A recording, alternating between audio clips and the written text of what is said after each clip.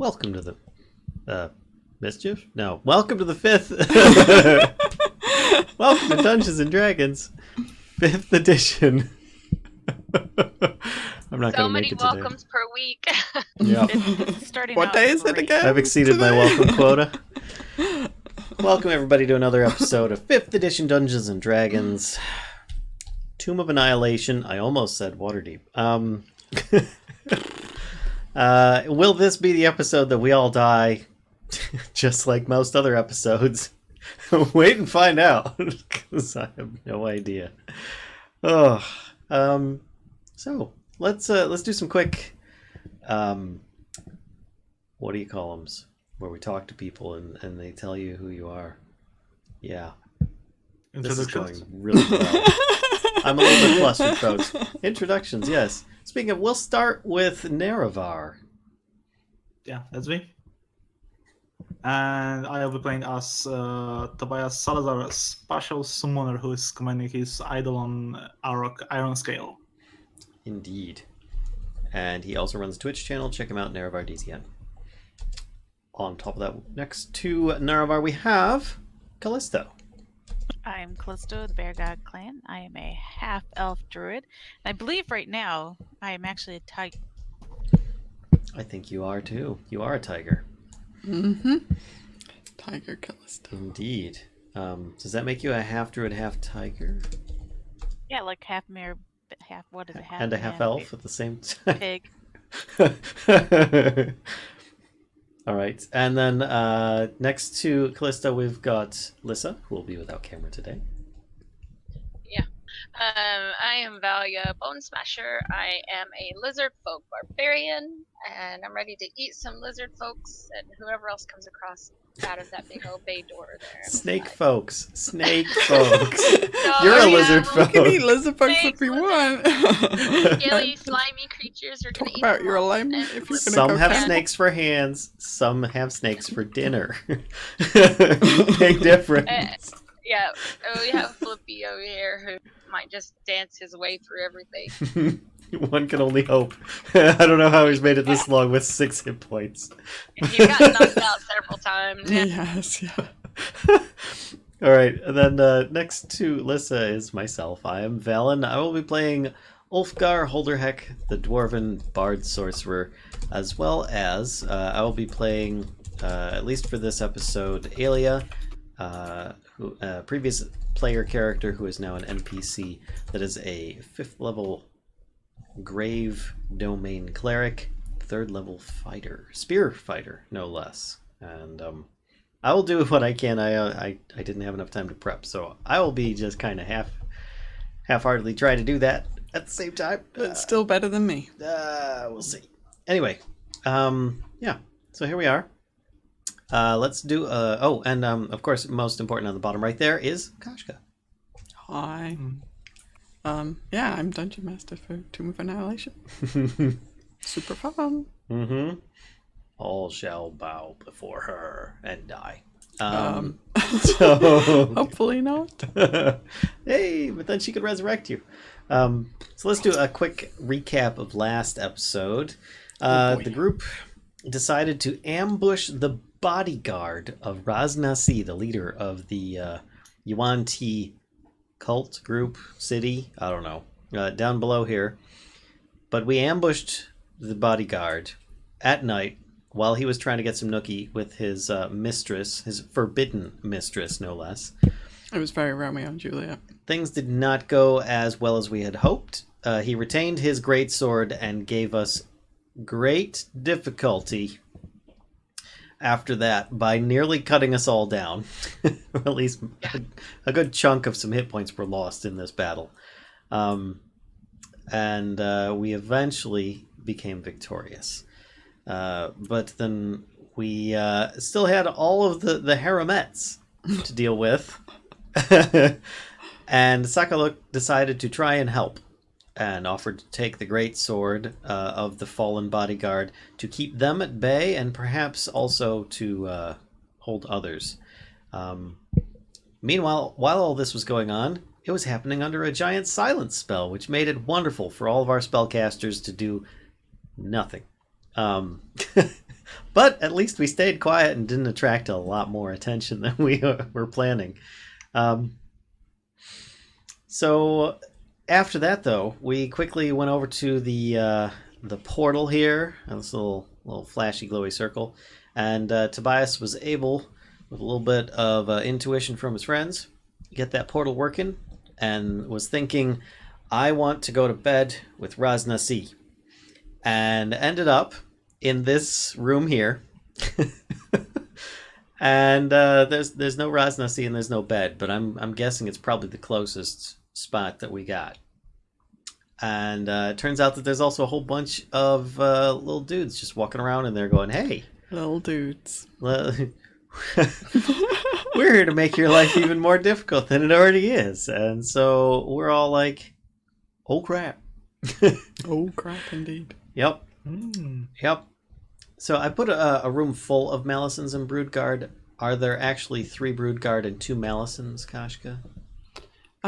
There are, yes. All right, then I will put that down on here because I realize that we have not been doing the XP yet since we've been running middle of battle to middle of battle.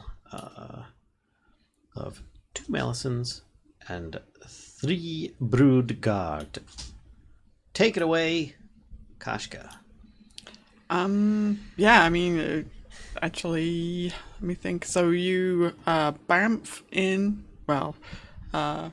Tobias activated the portal and you all ran through, basically. Mm-hmm. And we ended it right as you were exiting the portal at the other end. It was like a 6-second window for you to get your butts through the glowing portal of doom. And so you were just running through pretty much. And leaving, yes, Dead Bodyguard and Ishmakal behind guarding the Heremets. One particular Heremet was Sekalok's, as Vallen mentioned, lover, Nima, and she is actually restrained as well. Yeah, you're right. And also, Arokh was left over there. Yep, Arokh is remaining there And the so silent far. spell is still being maintained at the moment. So far. So far. Until somebody kicks Ulfgar, and then it's gone. Okay. So before we get into so you bamf out the other end of the portal, and this is what you see. And actually, let me just read you as a. Sorry. I read chat. Meanwhile, Arokh is in a room with a steamy pool and 10 women tokens. Arokh knows where to stay. But I'm going to read the description of the room just to refresh your memory. Okay. So, 4 pillars support the vaulted ceiling, and steps ascend to an iron throne carved in the likeness of a hydra. Painted on the wall behind the iron throne is a large blue triangle. Where you entered, obviously the stone disc set in the floor in an alcove, and then over here, 10-foot wide opening leads to a flooded cave, and then obviously over here, 10-foot wide opening leads to a hallway. And that is what you see, except for the inhabitants of this room. As you see, there are 3 kind of Yuan-Ti Broodguard and 2 Yuan-Ti Malisons. And, I should tell you what type they are. Hang on one second. And that they're all they seem to be, the Malisons are kind of sleepily keeping guard, and the Yuan-Ti Broodguard are kind of sleeping on the floor. So the Malisons are the type with a human body and a snake head. So the ones that you see in kind of the classic handout, which like this. There we go. Ta-da! So those are the guys that you see. These are these 2 guys at the back here. Boop. Boop. Are they aware of what's going on, or are they just like sleeping on the duty? So they're kind of, they're not super alert, right? But they are awake. So they're just kind of sleepily keeping guard. They're not actually sleeping, but they're not not quite ready for the invasion that just happened. So before we get into turn order, I do want to ask. But I mean, I guess let me rephrase that. I'm not going to assume that you're just going to kind of bust into combat. So, the Brood Guard are kind of waking up, and so they're not, they're not aggressive right at this moment. The Malisons kind of look startled at your entering the room. I guess what I'd like to start with is just kind of a quick go round to see what people plan to do, just to understand if we need turn order or not. And you don't actually, if you want to not tell me what you want to do, you can just tell me, I'm not going to be nice or something, and no more Mr. Nice Guy, and we can start turn order. So, what you guys can do? I think Ulfgar and the rest have. They will go first because they went to the teleport before me. So, well, just at the moment, just tell me your intentions, right? And then that will determine if we need turn order or not. So, I landed when I, went through. I kind of landed right next to one of the creatures, and I just kind of, I'm not attacking, but I am in defensive stance so that I could defend those coming behind me. So you've got like your back arched as a tiger, all the hair down your back is up, your tail's like poof. Yes, I think you should play me. Ulfgar, how about you? What are you planning to do? Bluff. Okay. Valia. Aggressive or no? Valia? Well, aggressive or no? I'm just gonna weave a flower ring and be like, "Hey!" No, Sing Kumbaya. I guess, yeah. As soon as I ran through the portal, seeing who they were, the first thing I'm doing is immediately attacking them. Okay, doke. And Tobias, are you aggressive or no? I'm slightly confused that we've not arrived at the destination that we wanted to, and just kind of looking around. Okay. Very passive stance. Okay, I am gonna do turn order then. If Valia is kind of deciding it. So as you're going to attack, I'm gonna do some turn orders. Brood Guard. Oh, they do good. That's right, they're sleeping.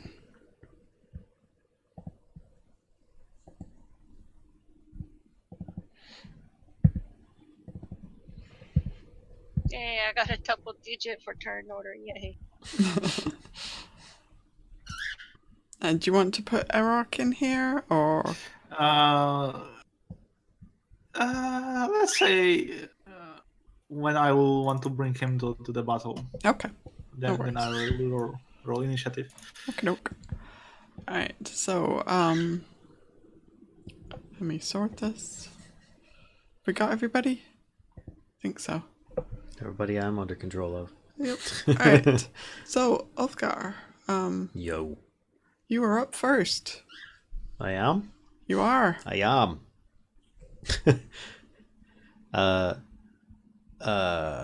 Upon seeing that we're not in a bedroom with a sleeping Ras Na See that we can just stab in the head, and he's got a rapier and a battle axe in his hands, he'll actually... Nope. Sorry, didn't mean to pay. He'll say one thing, but ready in action. He'll say, "We're here for our audience with Ras Na See. Tell him that we're here." And then he'll just hold his weapons, but if anything goes to make an aggressive move at him, like something tries to attack him, he will do his attack back. Oh boy! What language are you saying that in? Shit. I mean, what's your default language? Is it common? It's probably common, but let me just double check because he might have chosen a different one. Language, common, Dwarven, Goblin, I'm pretty sure. Oh, otherwise he just knows Giant. Yeah, he would just go with Common. Okay. Alright, the Brood Guard are going to quickly kind of gather themselves, like wake themselves up a bit, stand up, and that's probably all they can do this turn. Damn it. Should have just attacked. Alright, Valia. Okay. I guess I have to re-rage because I guess we're been out of battle too long. So I'll re-rage and hit this guy. Okay.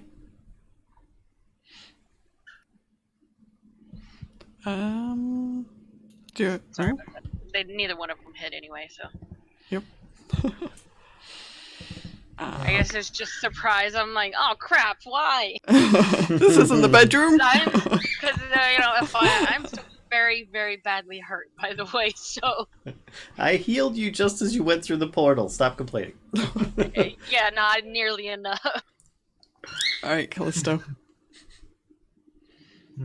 So nobody's really attacked, right? Well, nobody's hit. Nobody's hit. Yeah, Right. nobody's hit anybody. I said, we're here for our meeting with Ras Na See. Go get him. And then she goes, "Rah!" Snake people! So maybe she's just being intimidating? I don't know.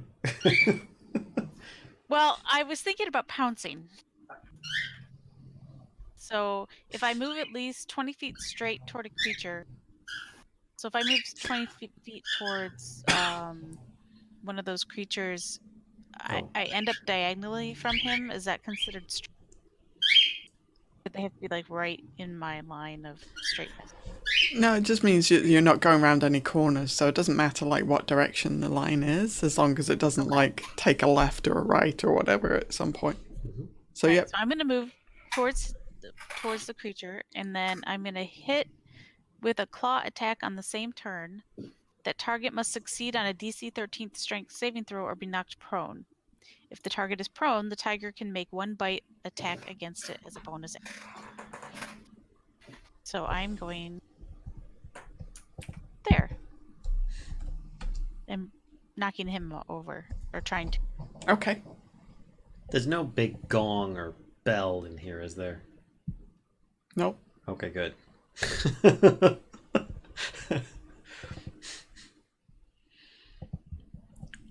So DC 13 strength saving throw.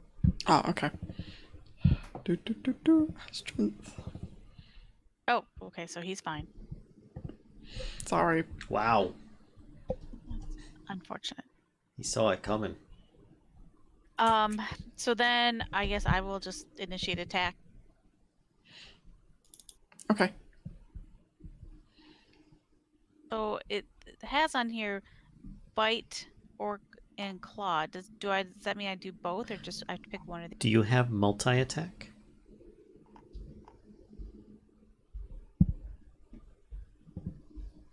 It doesn't say that, so I guess no. Tiger. It's tiger, yeah. Tiger. Yep. Tiger. Yeah, I Yeah, think you have let's to see. pick one. Yeah. Okay. I think it's just an attack of your choice then. I will go ahead and claw them. Okay. Do you already know what the plus is, or you need that? Looks like a +5 to hit, Mm-hmm. Yeah. so it's 1d20 plus 5. Yeah.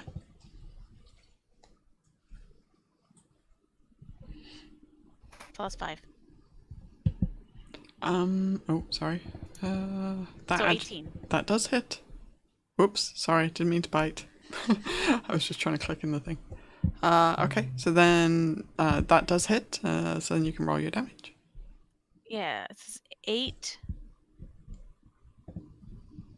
Here, I'm gonna copy this so you can help me on this.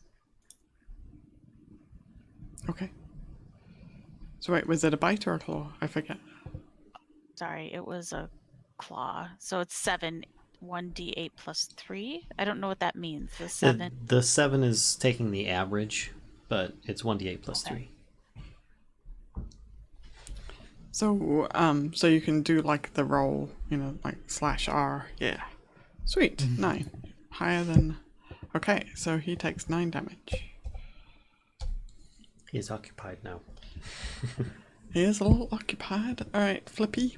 Oh, sorry, is there any bonus action you want to do? Or... Kellisto? No, only if I had pounced could I get a bonus action. Oh, okay.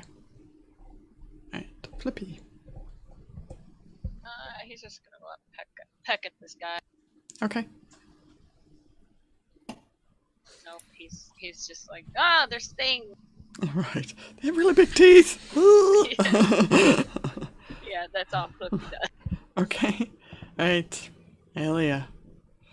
I say that because I feel really bad for like pushing I'm this still onto trying Vallen. to catch up right Sorry. now. You can't do any worse than I was. You can't have my cookie. Let me use this reaction to make one more attack.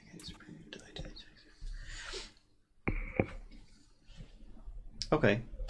She's not going to do any fancy spear setting or anything like that. She's just going to. She's got her shield in one arm and spear in the other. She's just going to try and move.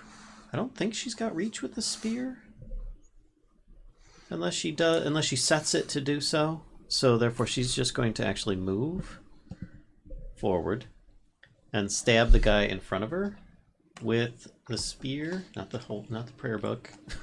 It's a little different. And 11. I don't know if that hits. It does not. Okay. Then she will use one of her... What is it? Commander's Strike. When you take the attack action on your turn, you can forego one of your attacks and use a bonus action to direct one of your companions to strike. Oh wait, forego one of your attacks? Never mind. That would mean she'd have to forego an attack. Then she only has one. So, skip that. And she doesn't have any bonus action spells, I don't think. Yeah.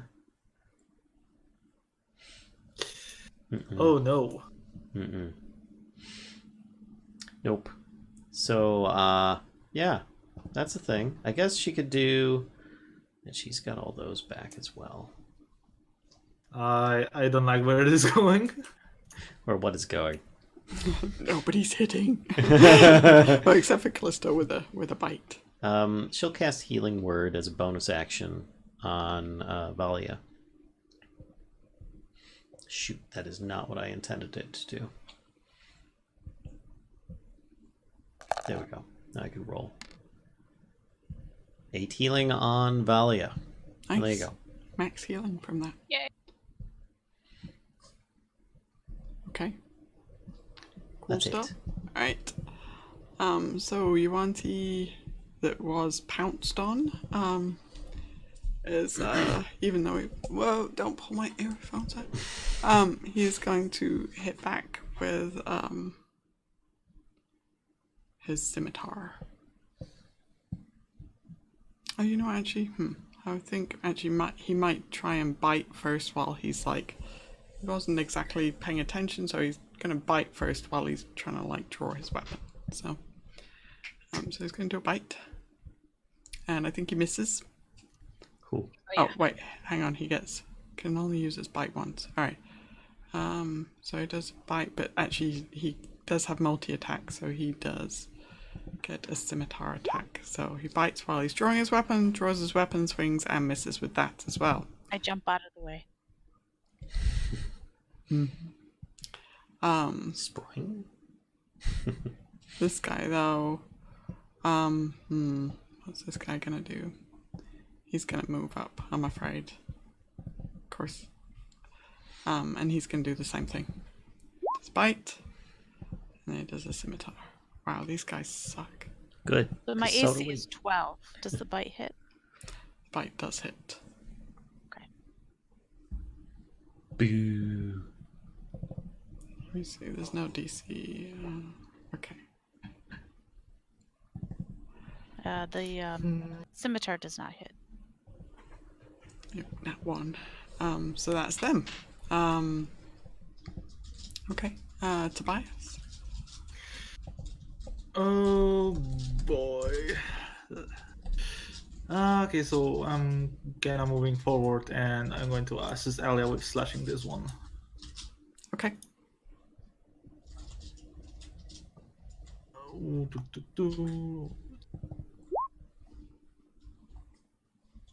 That hits.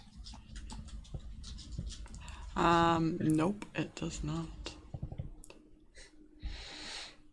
He's. Oh yeah, he's not fighting. Is it you have to be within 5 feet of Valia to get advantage? Yes. Oh. Oops. Not 10 feet? 220 feet? 200? How many feet? Within 5. 5 feet. Within 5 feet. I'm double checking it, but I'm pretty sure it's 5.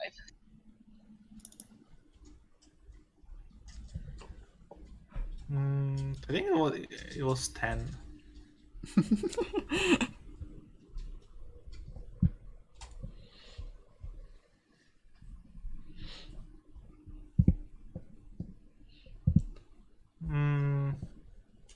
While she's looking that up, are there any bonus actions you want to take? I'm thinking about it. I'm looking at my feeds right now. Yeah, Blade Master only gives me advantage on opportunity attacks. Hmm.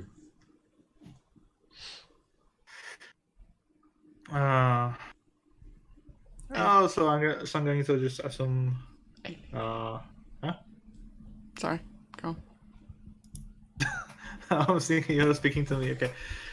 I'm going to assume a parrying stance, so I'm getting +1 AC.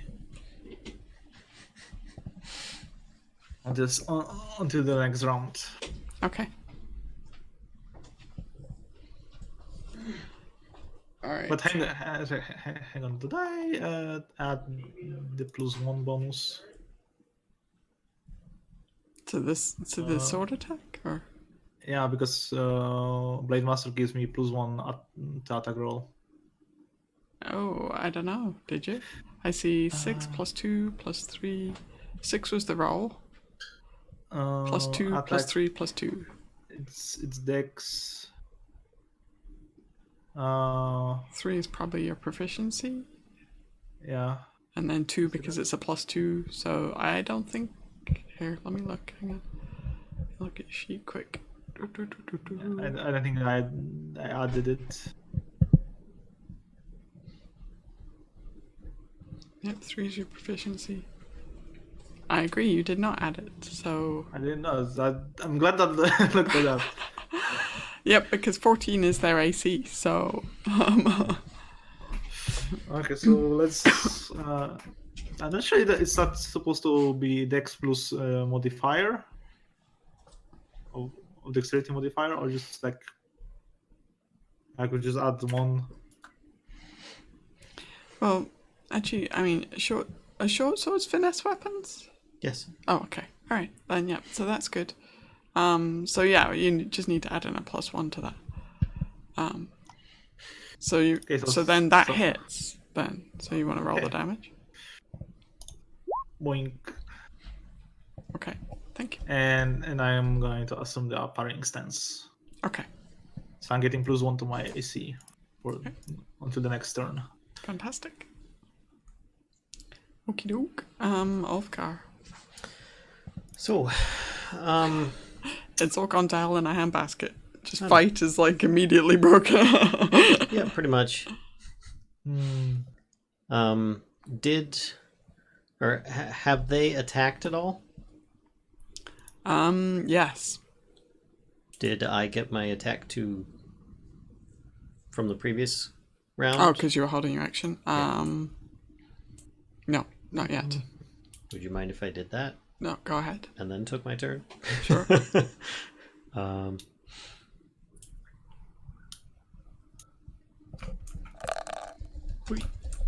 Rapier, go.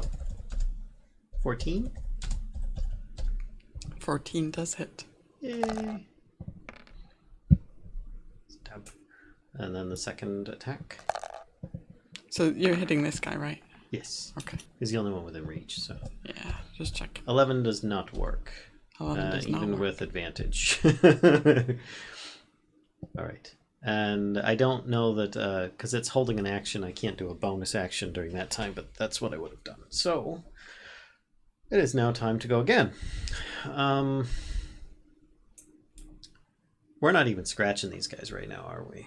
Well, no, I mean, this one and this one have kind of a wound on them, I would say.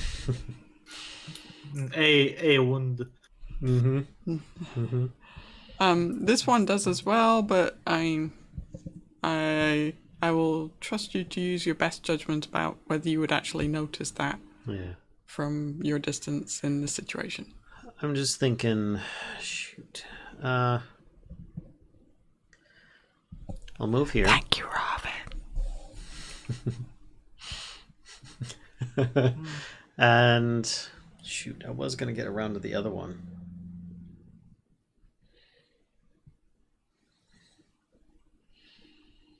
Crap. But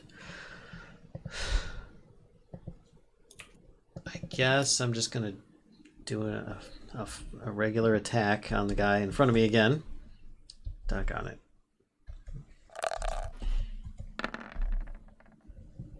I'm still within range of Valia, so I get advantage. That's 17 to hit. Yep, that hits. And 5 piercing, and then another rapier attack. 17 again. I guess, is it 5 piercing? Ooh, 8 piercing. Ooh. And big spender.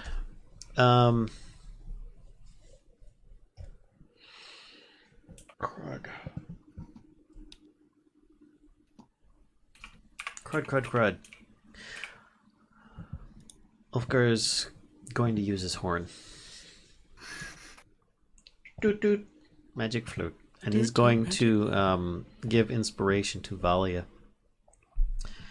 And as an FYI, that is the wrong thing for me to click. Okay, you have inspiration with smith tools now, Valia, just in case you want to, knock out some horseshoes or something. Let's try this. While you're fighting. And I'll add the personal reminder of don't forget you can use it on defense too. So there you go. And that's all. Oh, okay. That's all I'm going to do. But use reaction, it says there. Yeah. Okay. So is that like for attack? Wait, what? Basically, if one of them attacks her on that one attack, if she thinks it's going to hit, basically no, she can just say, it looks like it's going to hit. I will use my inspiration to increase my AC for that one attack, therefore potentially negating that attack, because she gets to add a 1d8. But using up their reaction. Yes, it uses her reaction, Gotcha. uses up the inspiration. She could gain a 1d8 armor class for one attack that she knows is going to hit her. So okay. All right. Or you can add it to your weapon damage. Okay, so excuse me. So this guy here yells a word in Abyssal that you're I'm not sure what it is. Sounds like alarm. Because an abyssal alarm is alarm. It is a single word shouted very loudly, as far as you can tell. It's alright. Once the shouts have started, Ulfgar always has to donate his own voice.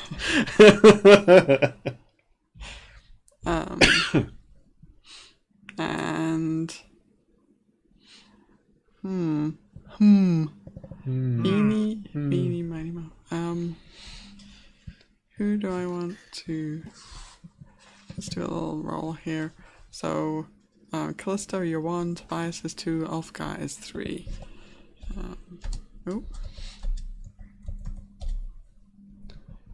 Okay, Tobias. I don't know why, but he is attacking you. So he is it's the usual with these guys. We're quite familiar with their attacks now. A bite, a chomp, and claw, and a claw. First and last attack will hit, so I took 14 damage. Oof. Oof. Oof. Then this guy is going to. They're awake now. Yeah. Bite, claw, Aelia. Mm-hmm. And this guy is going to. Okay. I got lost which bites and claws are for her. I'm always doing bite, claw. So. Okay, got it. She got hit by 1 claw for 4 slashing. Okay. Alright, let's do a quick roll here. So evens it's Ulfgar, odds it's Valia. Oh, you know what? Actually, nope. We're gonna go Ulfgar's 1, Valia's 2, Flippy's 3. 2. Okay. So bite, claw. Who's this on? This is on Valia.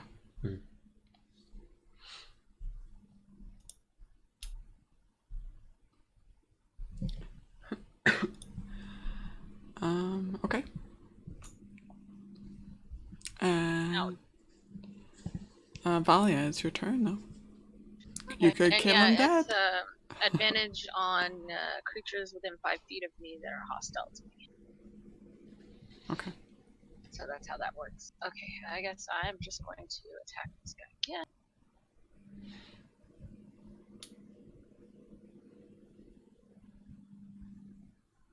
Maybe if I can get my roll 20. Anytime now. Any day. That hits. Oof. He takes a big hit. That also hits. I'm going to use the inspiration off that as well after the other damage roll. Okay. Actually, I'll use it with my claw attack. Okay, he looks mostly dead. And that also hits. He is dead. He's dead. Oh, we'll have the extra 2 anyway. Or can I hold on? Well, I've already said I was going to roll it, so it's fine. Okay, he is dead. I shall move to... It says... Right, you can... Okay. Yeah, I will move there. Okay. I would like to expend my reaction as Aelia, by the way. When I get a chance. Alright. What you doing? She would like to use Riposte, which uses one of her superiority die, and she gets to make a melee weapon attack against the creature. And if I hit, I get to add that superiority die to the damage roll. So she basically gets an attack as a reaction because it missed. Ah, okay. Nice. That's super handy. One-handed. If she hits, it is, yes. 18. Yay. That will hit. So it's this plus 1d8. So let's do d8. Punch his face. Punch his face. Oh, nice. So 14 points of piercing damage. What's the extra D8 from? That is one of the superiority dice. Oh, if she okay. hits, she gets to add that damage to it, but she uses up one of her superiority dice. Okie dokie. He takes a big hit, and he's looking medium done. Okay. Sorry, learning new stuff. You get to play a fighter, whether you like it or not. Yeah. Fighter cleric. Fighter cleric. Yeah. All right, Kellisto. I am going to try to bite this guy. Okay. The jump. So the first one's the roll, the second one's the damage. Oh, okay. Yep, that hits and does a nice big chunk of damage. Wow. That's awesome. Sink. Big tiger bite. Any bonus actions or movement you would like to do?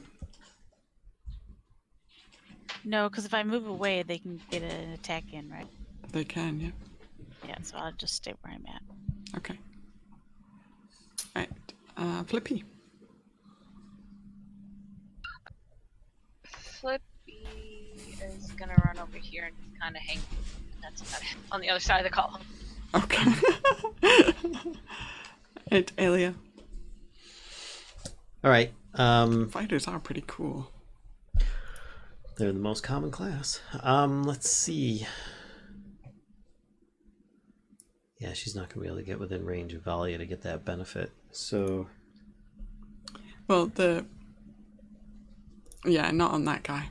No. Because the dude has to be within 5 feet and hostile. Wait, I thought that you had to be within 5 feet of Valia. I just reread it. It has to be within. The creature has to be within 5 feet of me and hostile. Oh, well in that case, she's gonna trot around here, Okay. and then she's gonna stab the guy that she was fighting before.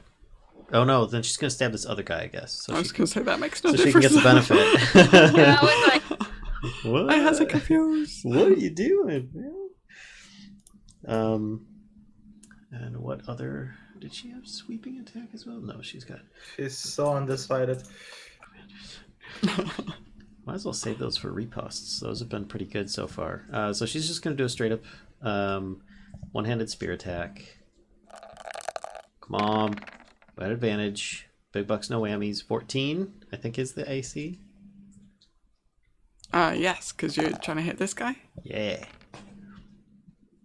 8 points of piercing damage from that spear. Okay. Takes a spear. In the back, no less, because he's, well, in the side, because he's fighting Tobias. And another spell is expended with a bonus action of Healing Word on Valia once again. Let's do that for 7 points of healing. When I get that feeling. That's it. get 7 points of healing. I greatly appreciate all the healing. Alright, these two dudes. The ones that Callisto is single-handedly holding back. Yep, so they're gonna go, Not for long. they're gonna go, two swings with the scimitar. Right, hang on, actually, let me... Oh, that's dumb. Okay. 2 swings with the scimitar. 1, 2. Those both hit. Okay, so the first one just does the 5. It doesn't do the 5 plus. 20 total. So I lose all of my hit points, so that means I turn back into me. Well, so it should be 14 because the 6 is like if it was doing the critical and it's not. So. Oh, so I might have done the one before. Did I still get poison damage? The one before, yeah, that was because that was like poison damage from the bite. Oh, okay, so I'm still okay. You know what? Hang on though, because I see like the bite. Oh wait, no, that one looks like it missed because that was a 10. Okay. Let me scroll back up. Yeah, the very first bite was like, yeah. Okay, neither of them were crits, so. Okay, so you just got 14 this time. From that guy. But the first one, I'm sorry. Sorry, I have to go back a bit, because maybe I misunderstood how that worked. Okay, let me scroll back up. I'm not sure, like, hang on. We did a bunch of initiative rolls. That's alright. I think it was a 5 piercing plus 12 poison damage. The first one, the bite should have missed you, right? Because it only rolled a 10? Yeah, but the 12, 14 one, where then the damage was 5 piercing plus 12.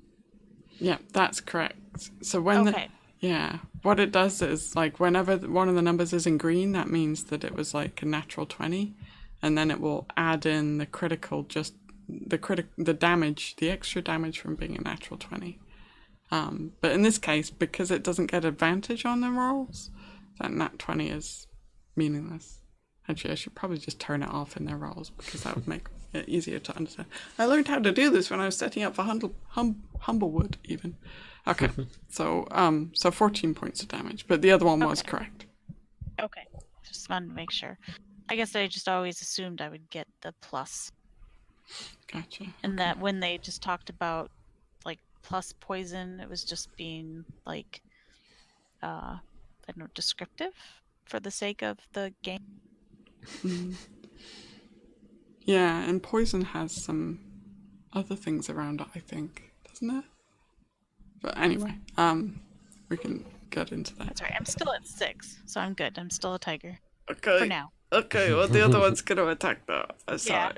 Oh, God. That hits. Oh, God. Okay. That hits. I am no longer tiger. You're no longer a I'm tiger. more back. Do I take the extra damage from when it took me to 0? It does carry over, Yep. yeah. Any remaining damage carries over. So what, like 4? But So that would if be- one of those attacks hits you and you turn back into yourself, the next attack works with your normal armor class. They still hit. Yeah. So that would be 19 minus 6 would be 13 damage as a normal person. Yep. Mm-hmm. All right, I take the damage and I morph back into myself.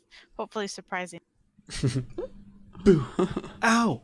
Okay. Stop. Ow. Tobias. It was a joke. Jeez.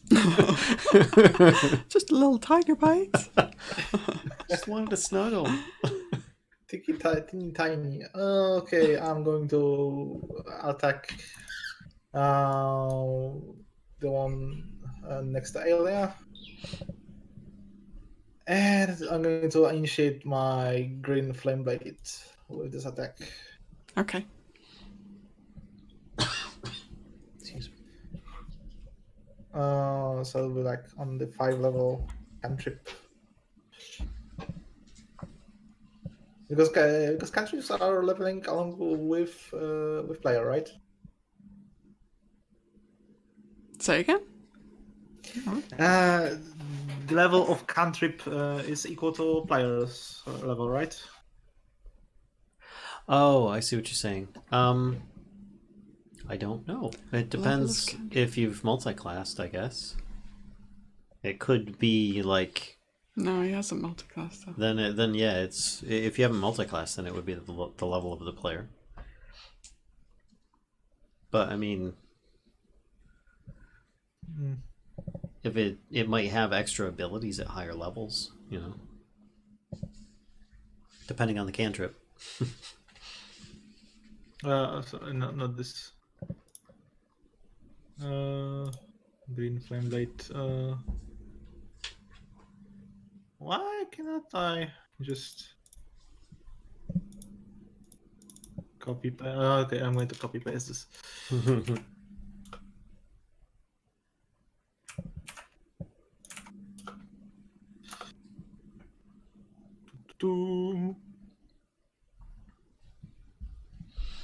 Wow, that's a lot of stuff.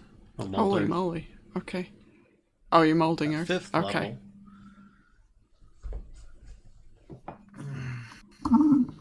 5th level melee attack damage. Wait, what are we? Is it mold earth or is this green flame you're asking about? Green flame blade. Okay. I was like, wait, what? how does molding earth do fire damage? I'm way confused. Yeah, okay, so yeah, it does an extra d8 fire damage to the target. Mm-hmm. Yep. I agree. And if you hit the second one, that increases by 1d8 plus whatever your charisma bonus is. Which I think is like a +3 or +4. For me, we shall see. But that's if you hit a second, if it carries to a second target. Hopefully it will. There's 2 here this time, so that would be excellent. Oh, hey, description worked. Nice. Okay, but in order to succeed, I have to initiate the normal attack. Okay, that does hit. Mm-hmm. That's good. This is It very does. good news. Okay, 9 slashing plus Right, you're attacking this one or this one? this one. Just finding out which one's gonna die, you know. But Hits. the fire jumps from to another creature. Mm-hmm. Within 5 feet. At higher levels, 5 attacks, the one extra 1d8. Should I add my spellcasting modifier? No. The Not first to one that takes first one. an extra 1d8 fire damage, and then the second one takes 1d8 fire damage plus your charisma modifier. Okay, so maybe that's like.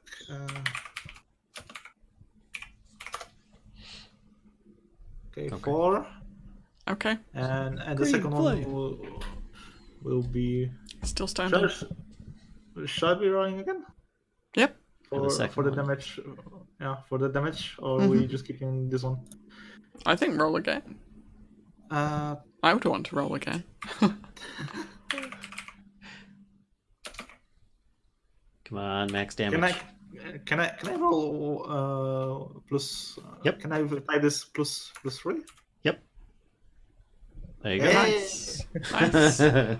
Nice. Okay. It's very nice. So he does. They both. They both do survive. But yeah, this one is like medium well done at this point. This one's just medium.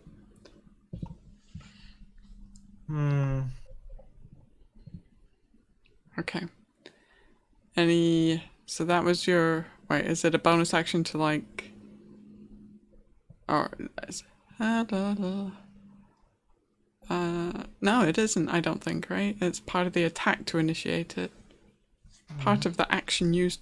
So you do have a bonus action left, and movement if you want.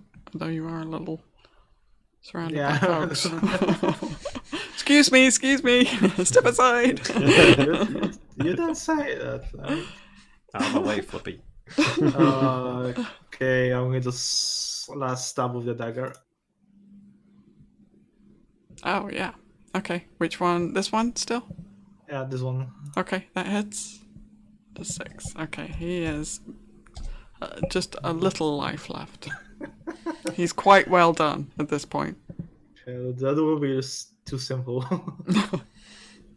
Yeah, for him to die this round. I agree. Too simple. Okay, so Ulfgar, before you go, Kellisto, you notice kind of a noise coming from. Are you still facing this guy? Or Yes. okay, you hear a noise from over your left shoulder, and there's kind of a grinding of stone, as if something big and stone is moving, and then you see somebody appear in this corner. Cool. I think I found Ras Na See's secret hideout.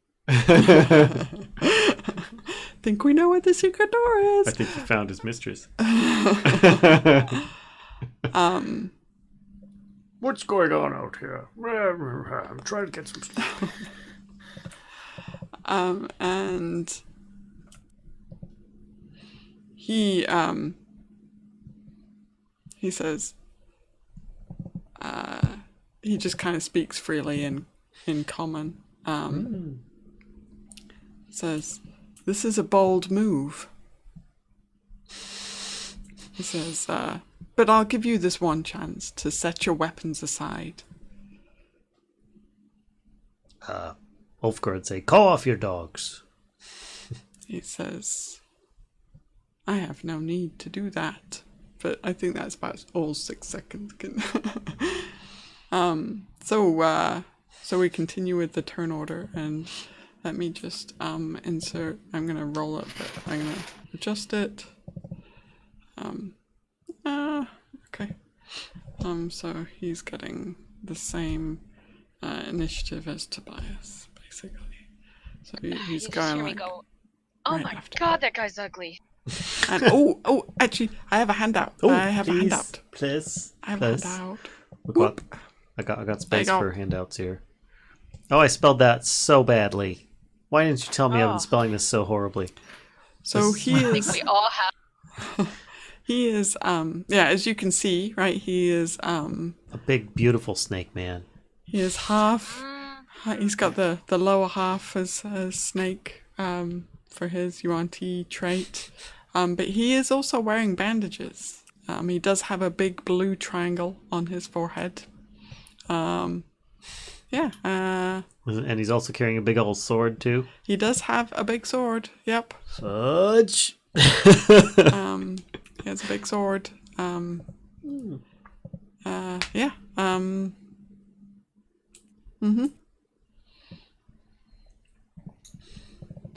So he says, I have no need to do that. Yep. And Ulfgar, it is your turn. Does it look like his minions are obeying? Obeying him? No, my request for them to stop. Are they Not so like, far. oh crap, Ras Na See's here, and they're stopping, or are they still just like tear into enemy flesh? Rah. Yeah, I mean they're kind of I mean it's difficult to say, I think, just at the moment. Like they're not currently attacking. How's that?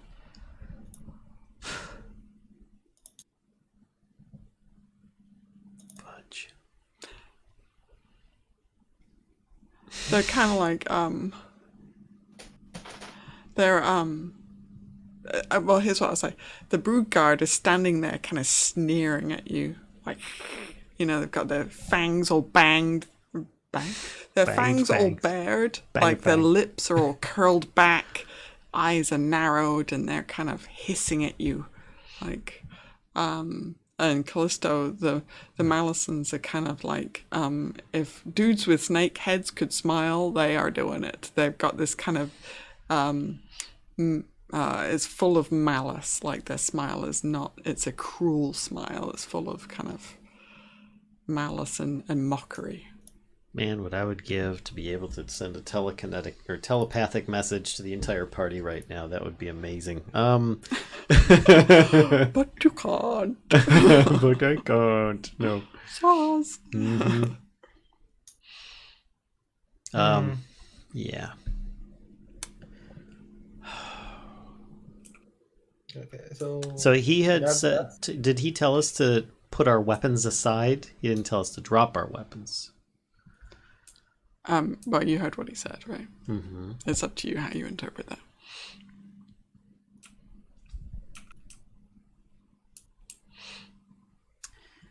As much as Ulfgar always wants to talk things out, he's pretty confident that the rest of the group isn't going to be very interested in that.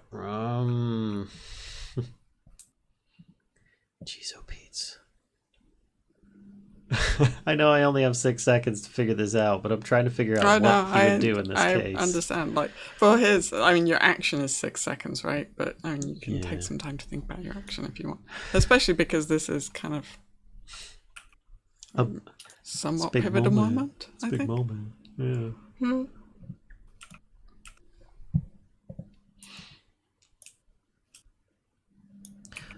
Okay. Ulfgar stops attacking. He doesn't drop his weapons or anything, but he does activate his helmet and goes stony. Okay. And then spells. Shoot, he can't do that. Oh, yeah, he can do that though. I think that is a full action. Yeah, So what's your body language like? Like, he haven't- was you like haven't swiping and stuff. He just right. puts both weapons down. so you're not like loosing them from your hands. No. You're just kind of like your hands are just by your sides. Puts them both down. Turns himself stony. Reaches over to Tobias. So, and with the axe still in hand, just kind of puts his hand like up to Tobias, touches him and casts Shield of Faith, and says, "Hold off on slaying these things. Let's have a word first." So your armor class goes up by 2, Nerevar. Or Tobias. Suddenly your sorcerer's a tank. Yeah, whole 13 I see. Hey, Okay, alright. Slightly less squishy. if I could give you more, I would, man. And that's all he says, and he points over to him and says, "Let's have a word then." And as he does it, he points with the rapier when he says it. So you're pointing the rapier at He Ras Na says, See? "Let's have a word then." You know, like, so he just kind of like jeers with it, not like have at the type thing. It's just it's in his hand. He's using it to point in that direction. Okay, alright, so it's kind of a motion instead of a single point. Okay. Alright. All done? Anything else you want to do? I guess he'd say, "I'm sure we don't trust each other completely. Precautions. Let's talk." Done. Okay. Alright, so the brood guard, the 2 remaining, still stand there. Like, one is staring at you, Tobias, and the other one is probably staring at Valia, and they are still like their lips are still peeled back from these big fangs, and they're kind of licking their lips like greedily with their big forked tongues, and generally looking like they're ready to attack again, but they don't actually do so. Valia.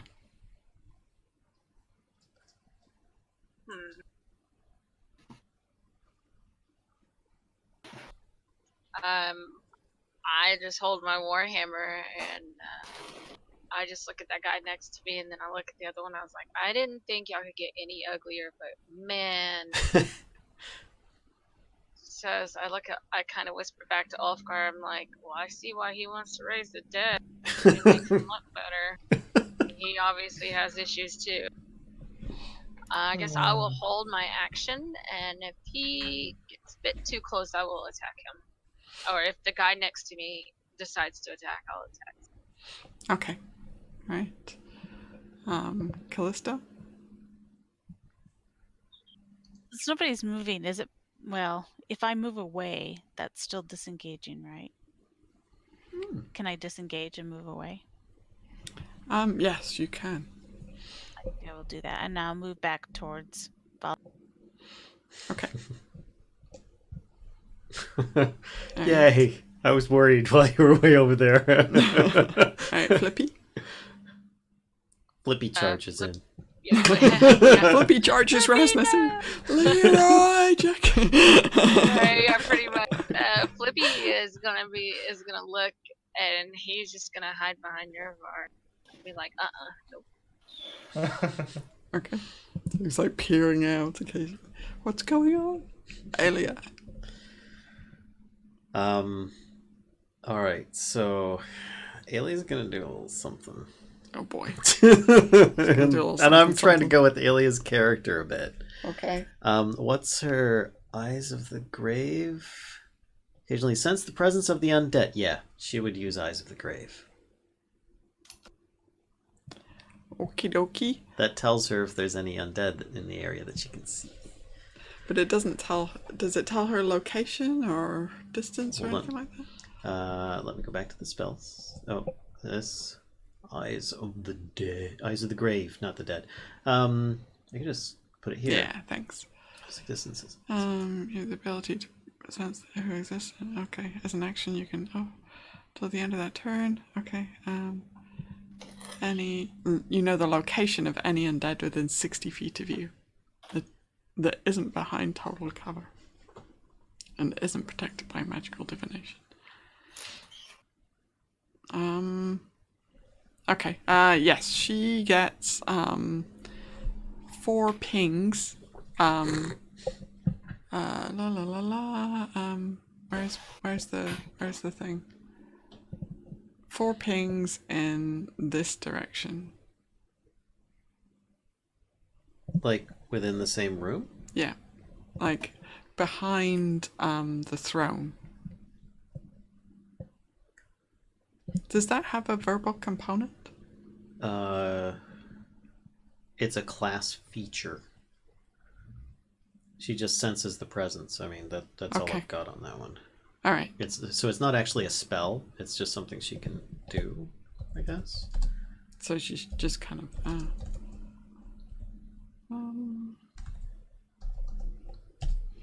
Hang on, let me just have a look. Was one of them Ras Na See? No.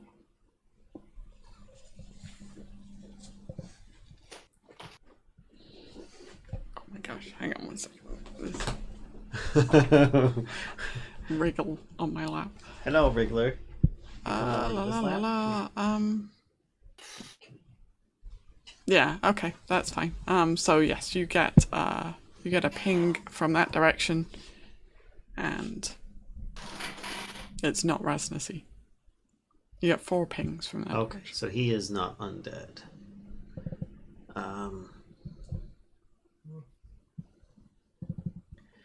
Then is it the circle that she does that?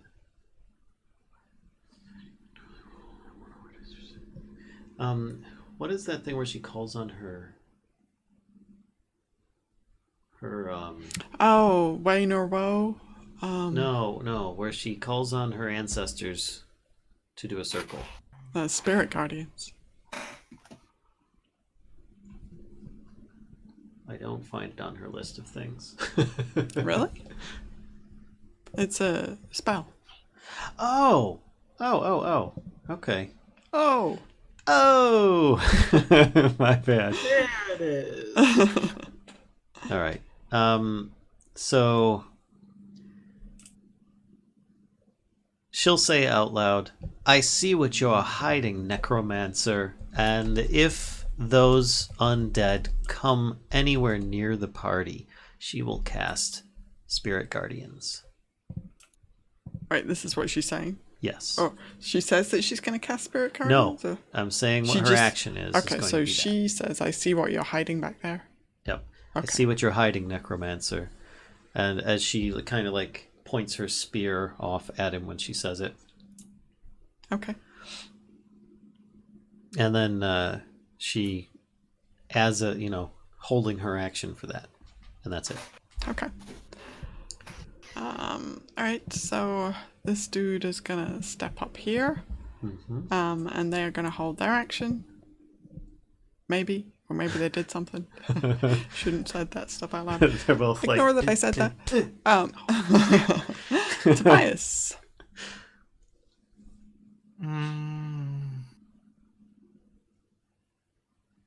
Okay, Ulfgar grabbed my attention, so I just I'm going to disengage and I'm going to fall back. Fall back. Okay. Where are you going? I'm going here.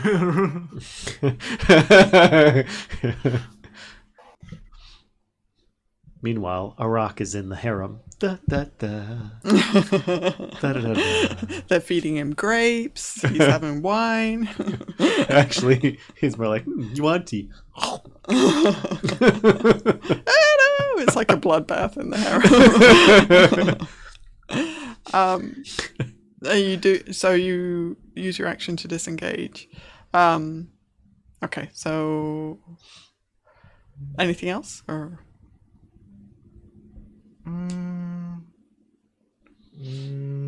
Not at this moment. Not yet. Okay. So Ras Na See says, he points at you, Tobias, and says, "Stop there." He says, "All of you do not take another step. and drop your weapons. He says, and he says to Aelia, well, there's no need for them to hide anymore, is there? Says my pretties. Pretties? Oh shit. This coming from a guy that's wrapped in bandages. I'm like, pretties, where? He's like, go forth and guard my new prisoners.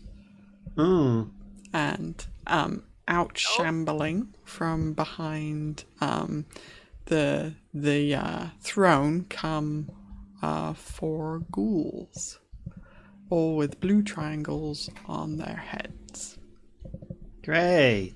So let me grab their thing. I still got one selected? I do. Okay. So I'm just gonna... Okay, so they'll be Just ignore the blue there. circle that's coming up on the edge.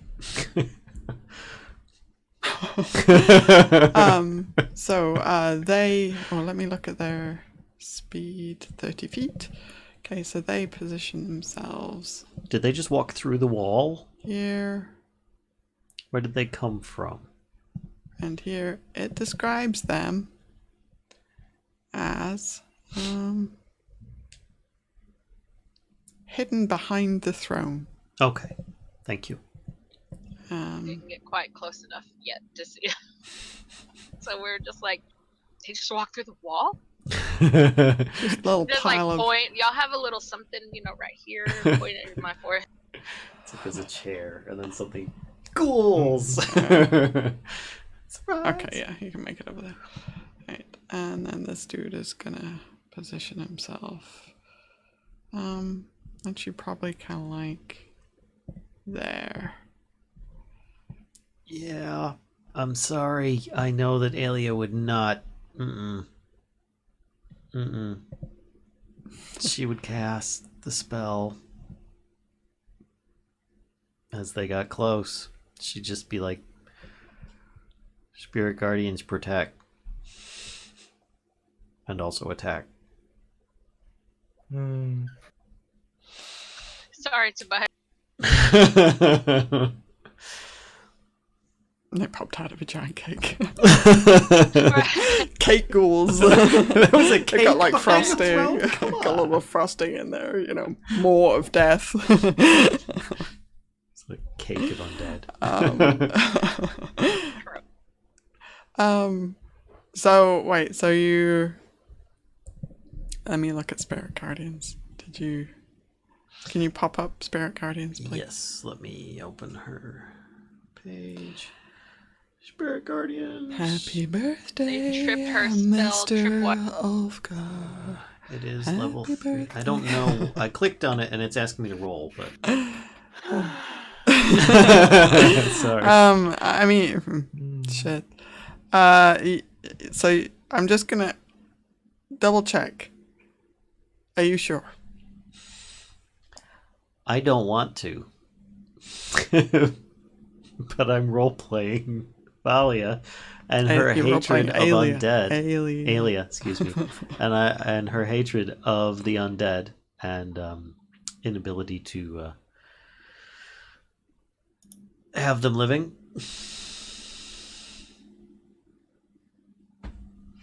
Do you really think, Aelia? I mean, knowing that kind of so far like a peaceful accord has been reached, she would cast a spell that she knows would be seen as aggressive.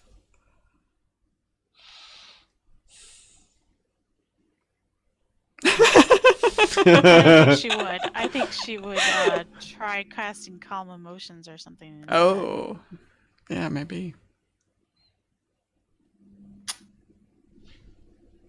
Maybe. I don't know if that'll work. We are dead. We are so dead. I don't think she would. Okay, we'll come right back. I mean, he's right there. Yeah, I don't think she would cast Calm Emotions here because he just called us prisoners and told us to drop our weapons, and they've surrounded us. I still think she'd be really on her guard. And they're undead, and they like to eat us. So I would worry that she would cast Calm Emotions and we would all chill out, and then they would munch us. Well, do calm emotions even work on undead? I don't well, know. first, I mean, I don't know that. I mean, well, the brood guard might be a little like.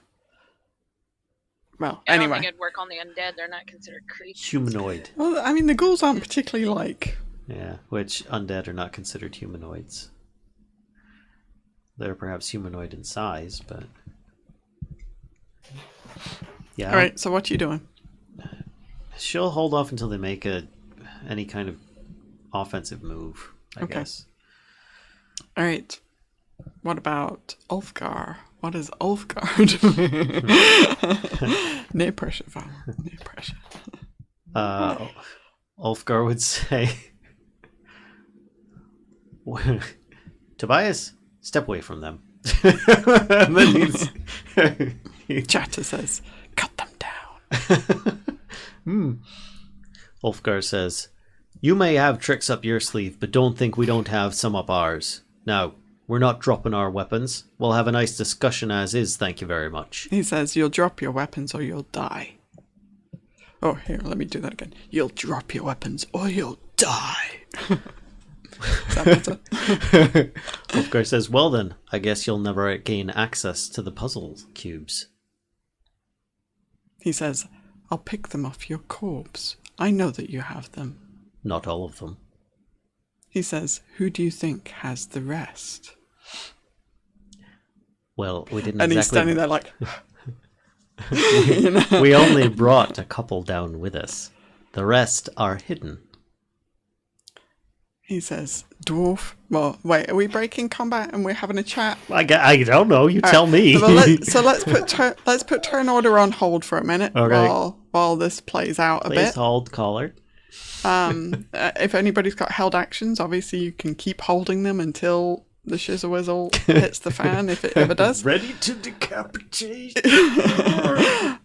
So that's fine. I just don't want to kind of cut people off. And if you want to do something while Ulfgar's having this chat, then feel free to interrupt. But otherwise, I kind of want to let this conversation play out a little bit. Ulfgar pulls out a little cup of tea. So, Earl Grey or Darjeeling? listen here, Mr. Bond. So he says, Dwarf, I know your race isn't particularly intelligent, but I thought you could count.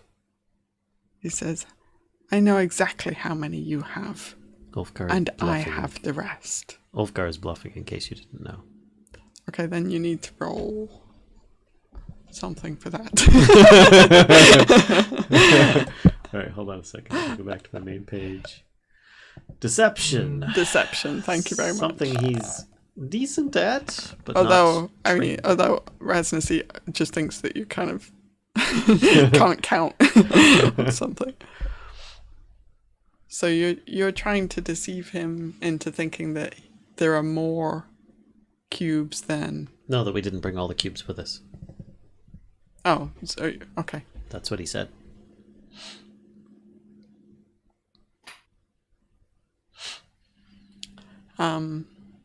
Okay.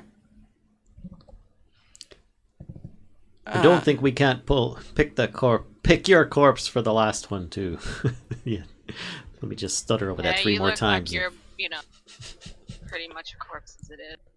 Hey, He says, And your meat bags are pretty gross. he says, last chance, heroes. Drop your weapons.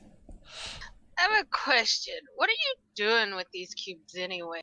You're the cause of all this crap that's going around here. I mean, you got meat puppets here, you got snake puppets there. I mean, come on, look at you.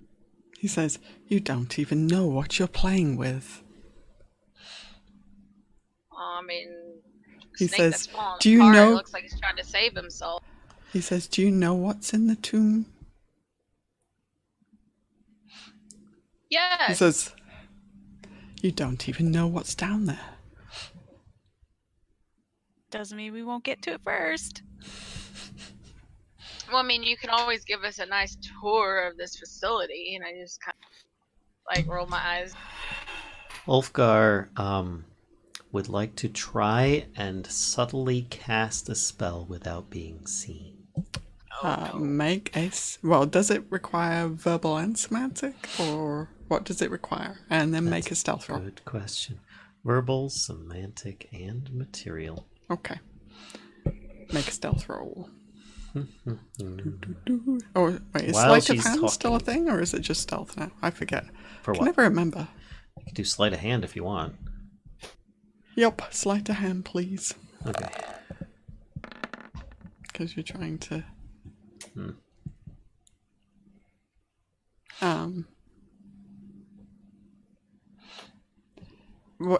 Yeah, he sees or hears you casting, or sees you, I think, because that's your sleight of hand. And says, "Stop right there, dwarf." He stops. He says, fuck.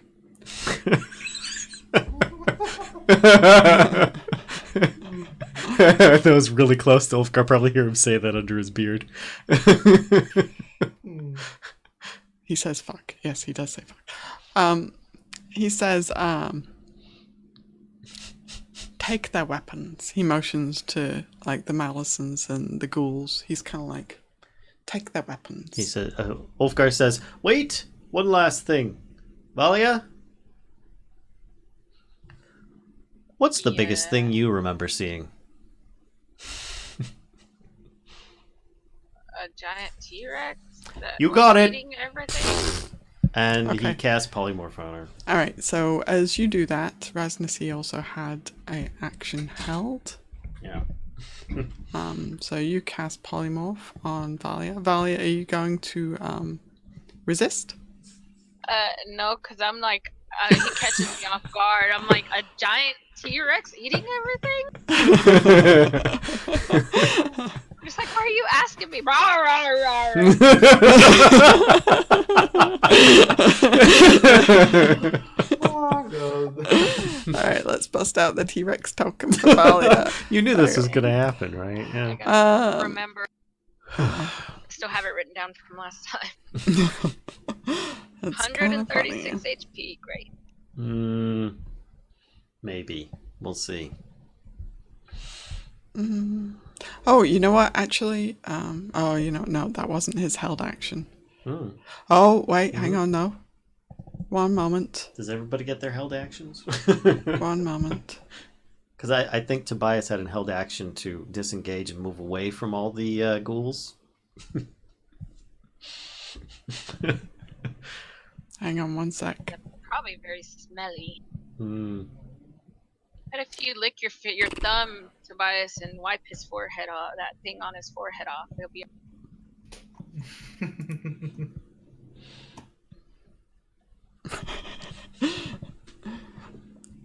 Uh-oh, So here it comes.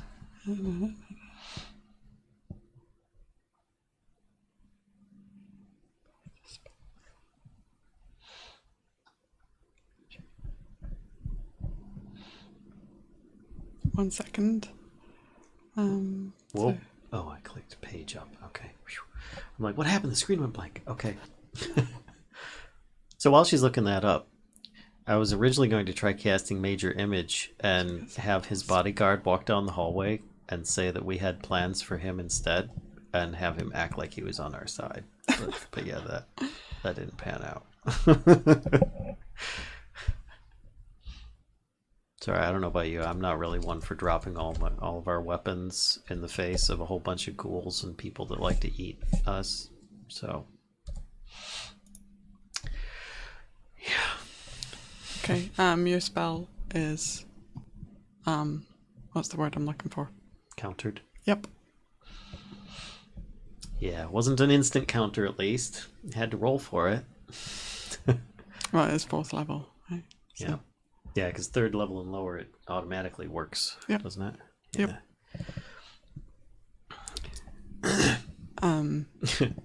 So So- literally, so Valia he- just goes, rah, rah, rah. What happened? I'm just like, what was that? you feel like a T-Rex coming on, and then nope.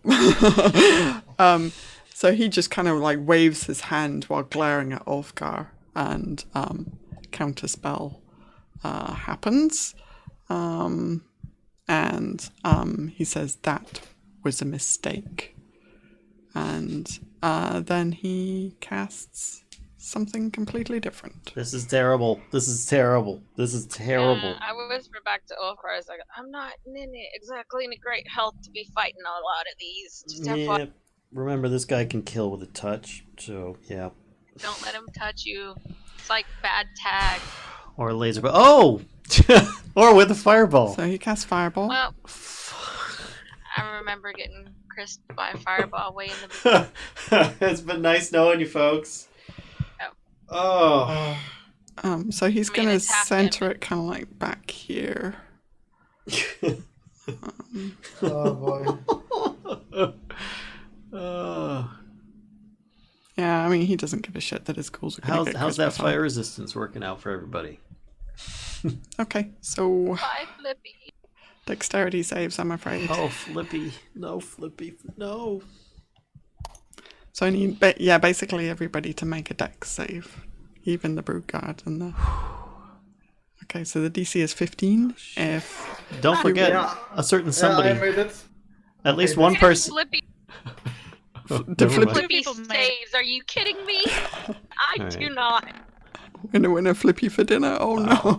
Ouch. Flippy's like, you're not eating me for dinner. Sorry. Dexterity. Please below damage, please below damage. Oh. Oh. Does she have some special ability to not take so much damage? So if you roll more than 15, you take 20.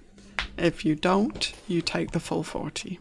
40. Oh. I am down. I crumple on the floor and Go back up, you. I just go, and that's it. I am down. Hmm.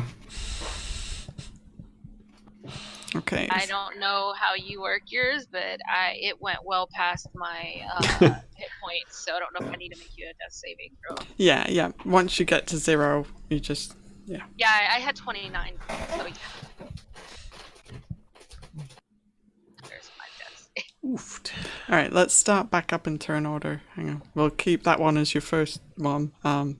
Let's start back I up in fell, turn order, right? and I'm gonna make a dex save for the brute guard. Do any of them? Does Aelia get a chance to react with her spell? I would say yes. Okay. This brute guard is toast. Ugh.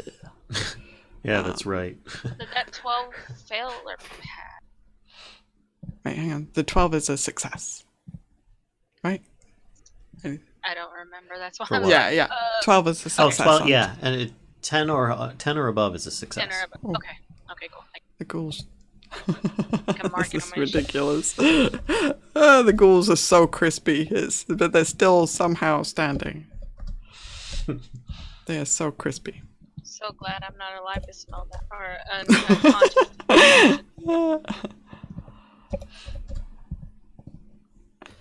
Why is that not working? Come on. Failed save. What is her saving? There we go. Okie doke. DC 15? It's a concentration now.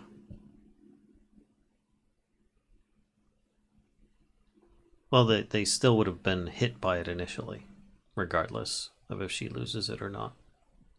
I don't know when she casts it at this point, because fireballs hit. Yeah. She didn't go down. Oh, she didn't. Okay. All right, that's fine then. Sorry, I thought she was going unconscious. All right. All right. So then let's go back into turn order. So Ulfgar, I don't think you'd taken any actions, right? She was just Jesus. you were just Christ. chit chatting. So I'm looking at her. so you've got a lot of very hurt companions around you. Yeah, he doesn't have a mass healing spell, so. Okay, Flippy is still standing. I know. I'm just like, are you kidding me? I mean, I'm glad I'm an honest player because I could have been like, "Hey, look what I did." But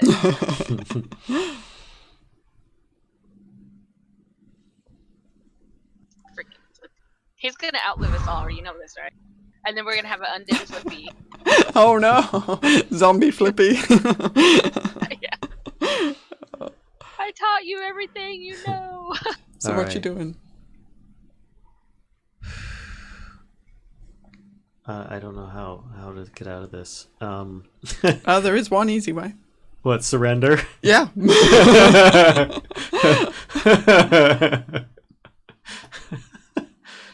Jeez, Pete's. I don't know how this is gonna work. Oh my gosh. Never give up. Teleport. That's another way. Do you have a teleportation? Not really. Wait a minute. Don't I have a teleport? Wow. See you losers. Ulfgar out.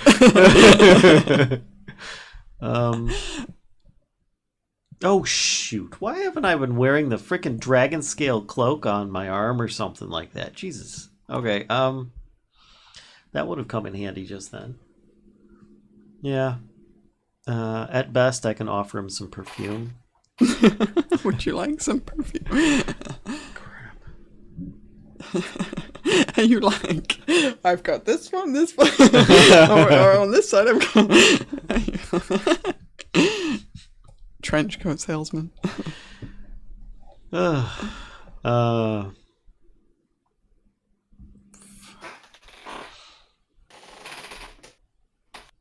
Alright, well, I guess the only one that's down actually at the moment, I realize everybody is severely injured and near death.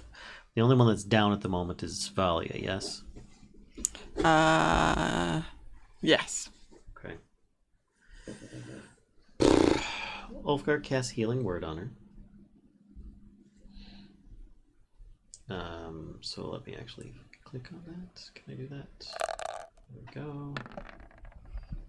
It'll just be level 1 for now, because why not? There we go. I think you have more hit points than most of the rest of the team now, Valia. By my Oh, wait, I can't cast it at level 1. I have to cast it at level 2 because the spells I have remaining are sorcerer spell slots. Okay. So then she'd get an extra D4. So let me do... There's a lot of sighing coming from yours. Oh God! Ooh, there you go, 12 hit points. Woo! Hey, All right. We just need 10 more rounds of this and about 20 more spell slots, and I've got us covered. So he casts Heal. You could cast Silence, dude. Yeah, that's really going to stop all the ghouls around us and the Malicens and the other guys as well. Yeah, stop that's fireball good. that guy over there. Well, here's the thing, though, is that Ulfgar cast the spell on her.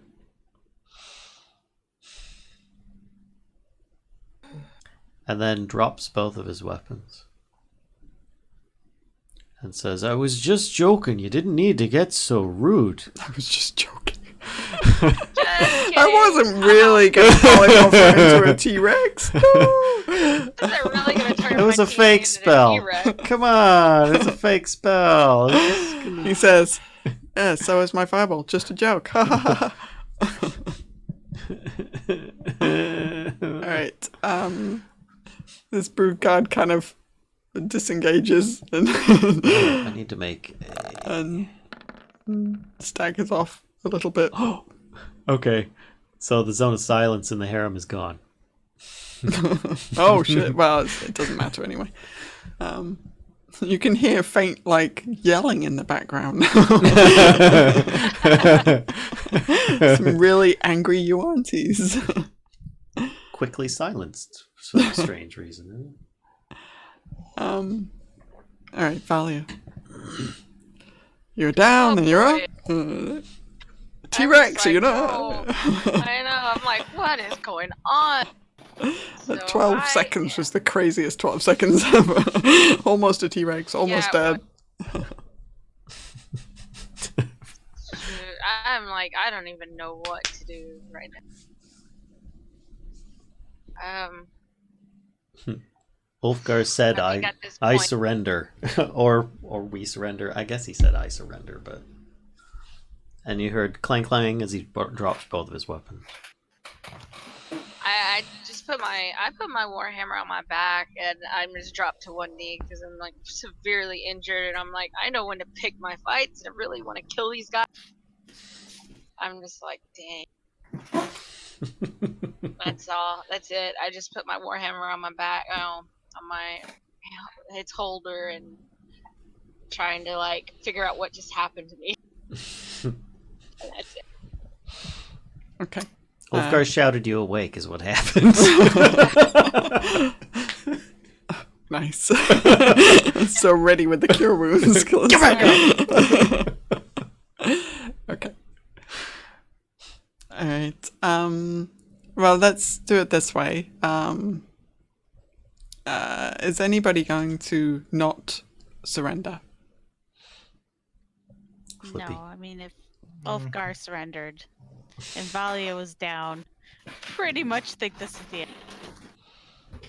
I guess Aelia's circle is not happening, so... I just, like, on my turn, I'm just like, look, guys, I think we're all severely injured. I don't want to, but I think we need to just kind of go. Through my teeth that I'm saying this because I don't want to. Aelia would never surrender this. This is the problem. Never. I'm patting a smoldering Flippy. Aelia would charge headlong into these guys, I think. Oh my gosh. Kashcah, help. But I don't think I'm he would. here for I don't- combat guidance. I can roll her in combat and stuff, but I don't know what I should do with Aelia because she's not going to surrender to a necromancer. Of all things, it is her one purpose is to destroy undead. okay, roll a d20 for me. Okay, all right.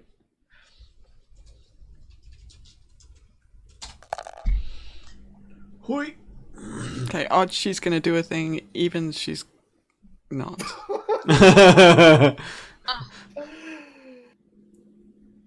Okay. Okay, so here's what happens.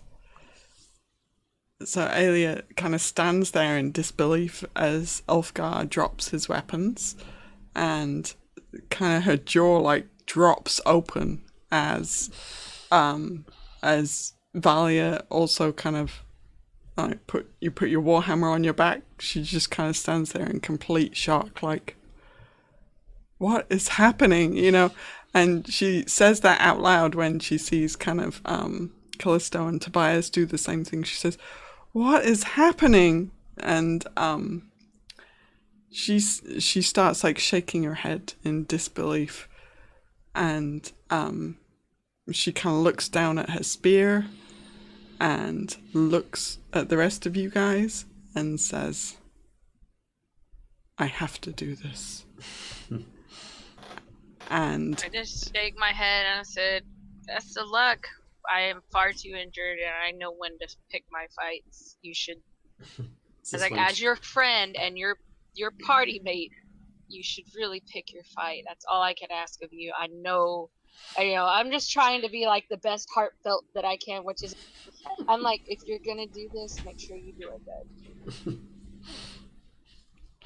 And Ulfgar, I'd like you to so Aelia has a charge ability, I believe.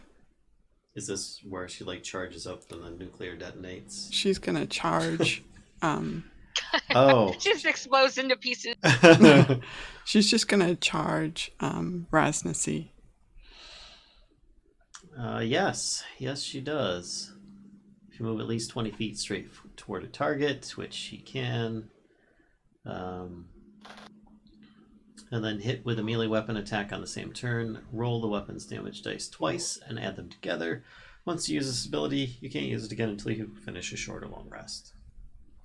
Yeah, and Ras Na See is kind of like he's kind of like he's looking at you all as you're kind of dropping your weapons or surrendering or basically stopping being aggressive in one way or another.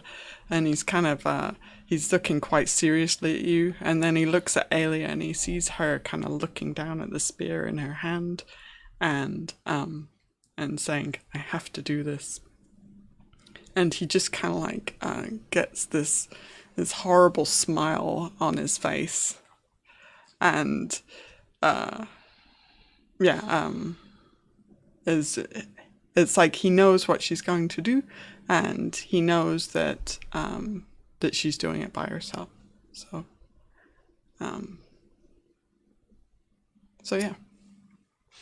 So she's gonna charge Ras Na See. Can I? No, I can't. Nah, never mind. Okay, so let's roll the attack, shall we? She would drop the shield. She would two-hand the spear. Yeah, yep. For max damage. Yeah, and she's gonna give like a war cry as she like hurtles towards him, basically.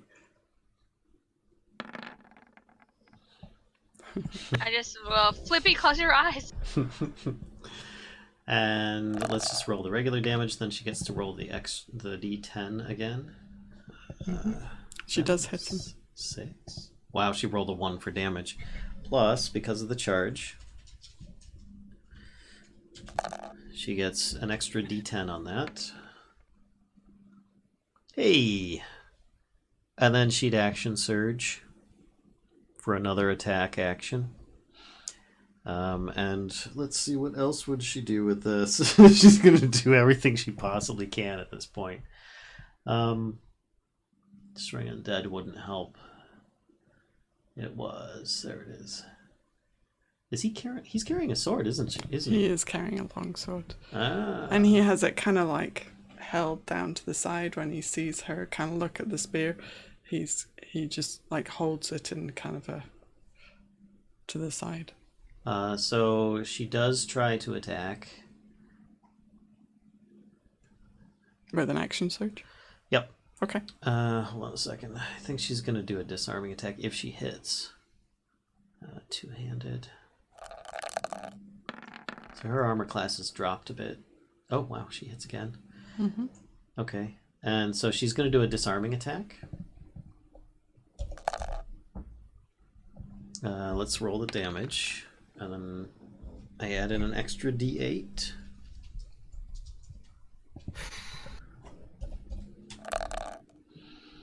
And let's put this in chat. There's that. So it's an extra 1 damage. Spend 1 superior item. Force it to drop 1 item of your choice that it's holding. Oh, so it makes a strength saving throw. Mm-hmm. Okay. Alright, let's do that.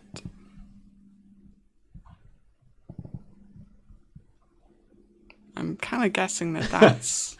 That probably succeeds. Okay. Probably succeeds. Oh, and he gets an extra -1 hit point. Okay. And then she would cast a spell as a bonus action, I'd imagine. I don't think that's... No, that's 1 action. 1 action. Let's see, Spare the Dying. Can she cast it on herself? No.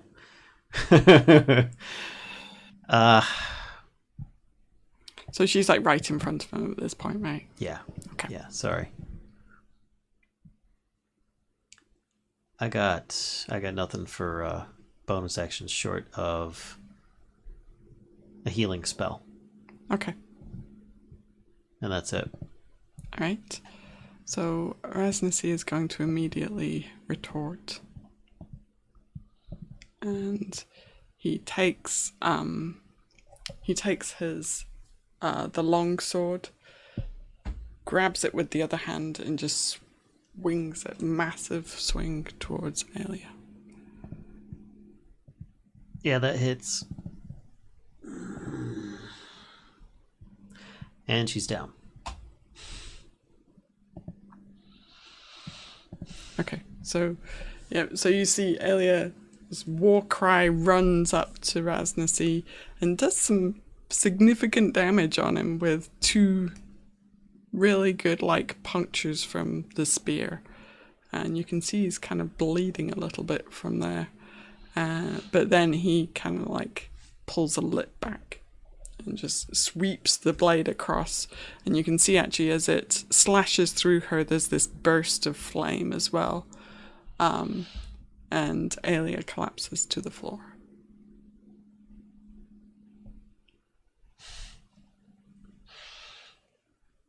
He says, and he steps kind of aside of Aelia and says, "Anybody else?" Ulfgar would try and heal her. Sorry. Are you doing it sneakily or? I think it would just be a reaction.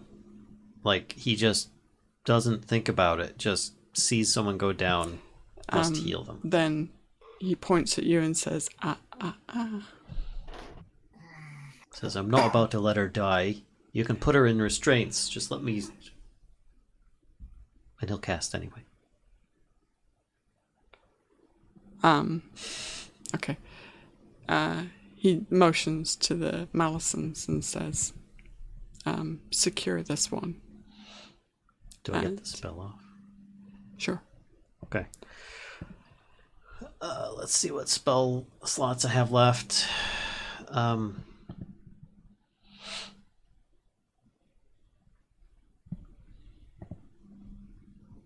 Okay, it's a 3rd level. Where's Healing Word? I think I hit the wrong thing. Oh no, I gotta click on it. There we go. Level 3. Yay! 3rd level spell for 11 points of healing, but at least she's not dead. Alright, so she is, she's still kind of motionless on the floor, for now. Okay. So, everybody else, what are you doing? Yeah, I'm going to yield. Okay. Yeah, I'm just standing there. And Arokh senses that something is wrong. Yeah, my master is near death. Yeah. It's a better late than never. He's not his master, like. Okay. Companion. Point of backstory. And My fiance is near dead. the silence is still going on. Nope, Nope. silence is done. Sorry, I should have deleted that. The circle. I meant the wrong pointer. Yeah, I got it. There you go. Oh, I was moving it so I could save it in the future.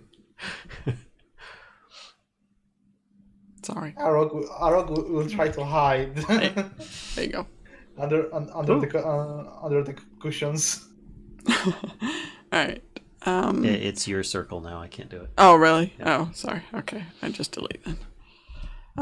Alright, so Ras Na See says, he walks up actually and sits. Oh my god. Oh, he's hiding. Okay, he just buried under the pillow. Perfect. Yes. That's what I'm hoping for.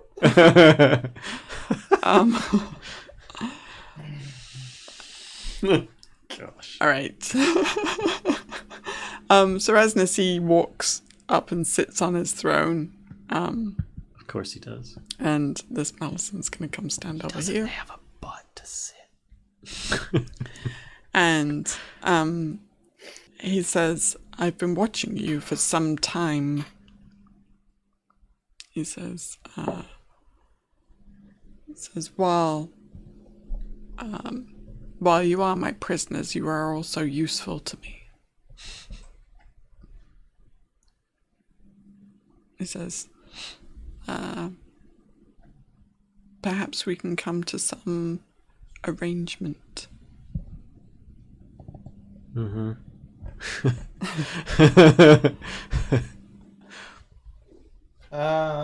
Can I do a perception check to see in what condition is Ras Na See? Yeah, sure. That's Tobias. I have to admit, the thought had crossed Ulfgar's mind as well. Persuasion, perception. What's that? The status of Ras Na See after she charged him. Oh, okay. So he has taken 2 spear wounds, but doesn't seem like it's a little bit of damage, right? It's a small chunk of his HP pool is gone. Okay.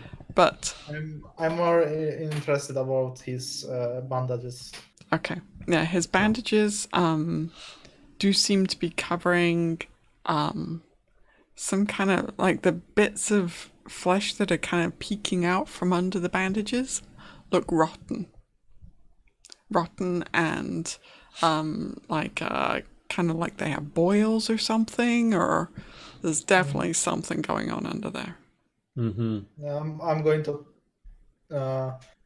turn to Ras Na See. I'm going to speak in Draconic. Does he understand Draconic? I don't know. We shall find out. You're a rotting shadow.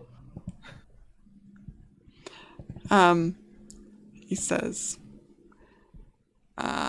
be careful, youngster. He says, while I may not be in full health, he kind of looks down at the wounds that he received from Aelia. He says, you appear to be in worse.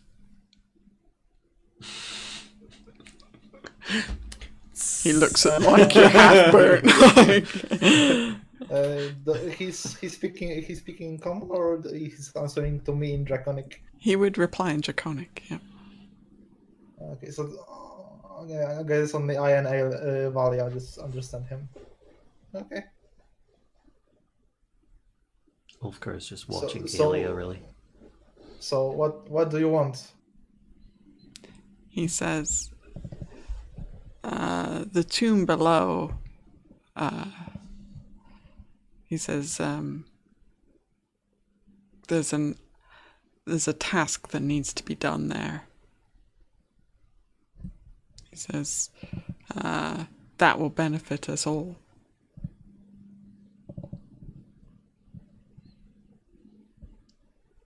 He says,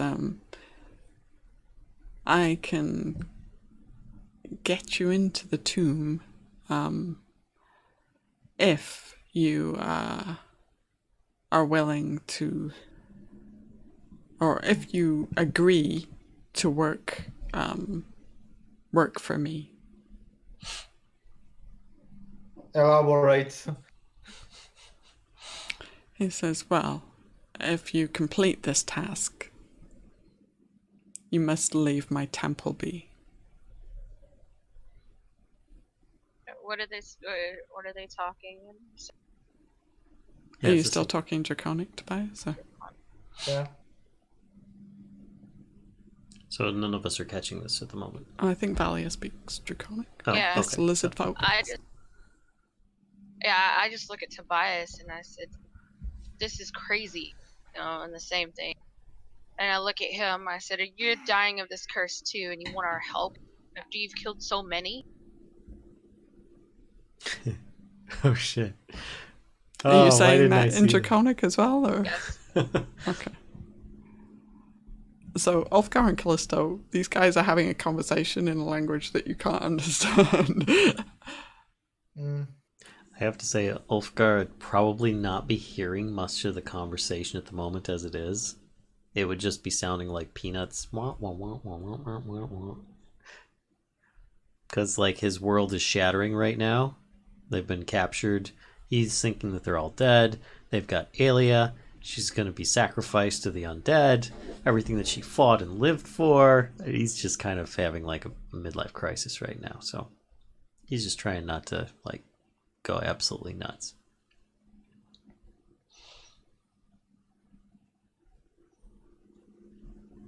Kellisto, how about you? I'm just Tej. standing there waiting to see what happens. I have no idea what's going on, but I figured they seem to be knowing what they're talking about, so I'm just gonna stay. And then, hope that I. He says, really, you have very little choice. He'll say this in common. He says, you can either complete this task, or I can finish your lives now. Let's just say you won't do it now anyway, regard. I said, and I hate to tell you, I said, even if we comply, and I point out all of us, I point at Aelia, I said, she will never comply with your kind. I would like to make an insight check. Okay. But I would like to see that if this task is like, this task has to be done like ASAP, as soon as possible. Where is it? Insight. Damn it. Yeah, you're not sure. You're not sure what his level of like urgency is. Engagement, what is this? Okay.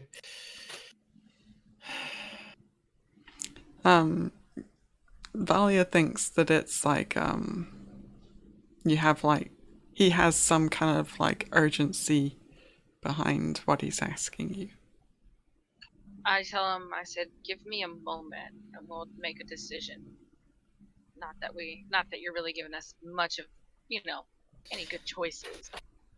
And I'll turn around and I'll tell Kellisto and Ulfgar, and I'm like, look, and I'm like, Ulfgar. I just kind of wave my hand in his face, shake him. I'm like, focus. He doesn't actually respond until you start shaking him, and then he just looks up at you slowly. I'm like, focus. You need to focus. I know what's going on is not good, but I look at Tobias and I'm like, I don't think we have a choice but to do what he asks, and I don't want to. I know y'all don't want to. Trying to convince Aelia to do it is going to be almost damn near impossible. I said, but what choice do we have? And I said, I lean in closer. I was like, those bandages, he's dying of the same curse, which is why he wants us to do this now. Look at him. And Ulfgar suddenly has like some form of recognition. The glossiness in his eyes just kind of disappears. And he just slowly nods his head and says, I fear one way or another we've lost her. And he looks at Aelia. When she's able to come to, she's gonna fight the whole way. We may not be able to save her. You need to come to terms with that. And I look at Tobias. I'm like, what do you suggest? I don't ever ask for suggestions. I'm like, yeah, let's do this, but we all need to be in either agreement or disagree. And at this point, he can just kill us. Are we going to leave, or are we just going to comply? I mean, to be fair, what's to say that we go help him and he's just gonna turn around and kill us anyway? So it's either get killed right now or at least go see what's down there. I don't want to comply and I don't want to help this guy, but you know what's funny? He needs us just as bad as we need him. And we only need him for one reason. So if he's not causing this, we need to see what's causing this. Ulfgar at this slowly reaches down, picks up one weapon at a time and sheathes them. I just put my hand up like, what are you doing? Because I'm not sure what you're doing at this point. Yeah, just hold on. He goes to pick it up, and he just, while he's still crouching, he's putting them away. It says, I accept.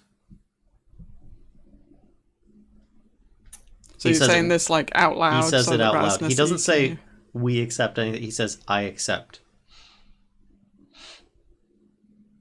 I'm just like, I look at Tobias and shrug my shoulders. I'm like, we don't really have a choice. At least if we're gonna die, Tobias, we can go see what's actually causing this before we die. Kind of. I just turned around. Yeah, I just turned around and I said, I guess I'll have to. I have no choice but to help your smelly behind. So, but, and I point to Aelia. I was like, she's gonna fight the whole way. don't kill her, whatever you do. He says, hang on one second. Can I try to be persuasive? I mean, it may not work. At the very least, you were talkative.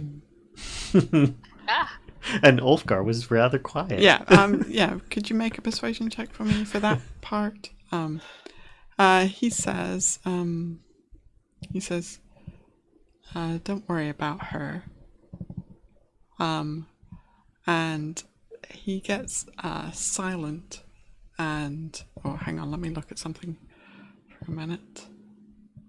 And he starts kind of chanting under his breath, very softly. Can I detect the spell that he's casting?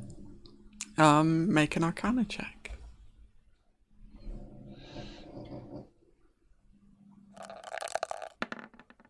No. No, I don't think either of you have this particular spell. So This is what I get for going with a battle bard instead of a magic bard. So it gets really like awkwardly quiet in the room. Time kind of ticks by, and he's still chanting there. He's kind of, his eyes have glazed over. They're not closed, but he just seems to be unfocused on the room. And, you know, the seconds are slowly kind of slipping by, and you can hear like the ghouls breathing like raggedly kind of to your sides, and the room just generally smells disgusting as well. And green Ulfgar light says, is "You heard flickering. her, and I'll be the last image you ever see."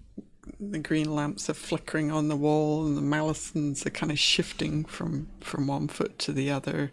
Scimitars kind of over Aelia's body, and it just kind of, this awkward silence just kind of continues, and the brood guard is kind of hissing and licking his face, and you see like this forked tongue come up, and he licks his own eyeball and with a sound, and finally the minute that's like the longest minute of your lives passes by, and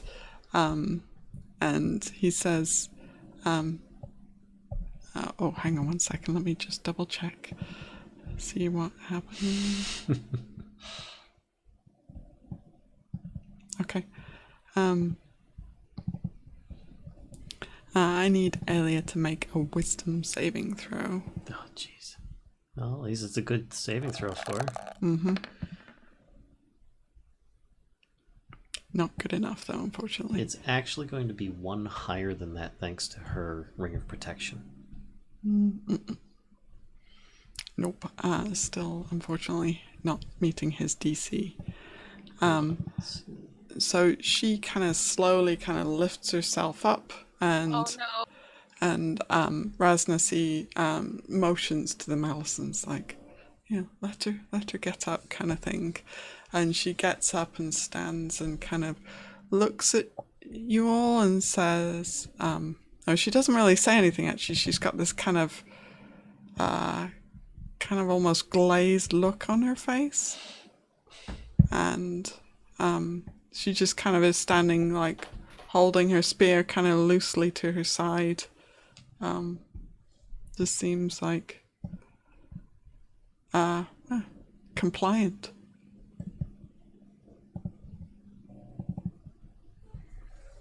What did you do to her? He says, "You don't want her help?" That's not really her. He says, "Well, she'll help you now, though." This isn't the way it should be. She has to do it on her own, not because you're making her. He says, "But the other choice, you'd rather she be dead."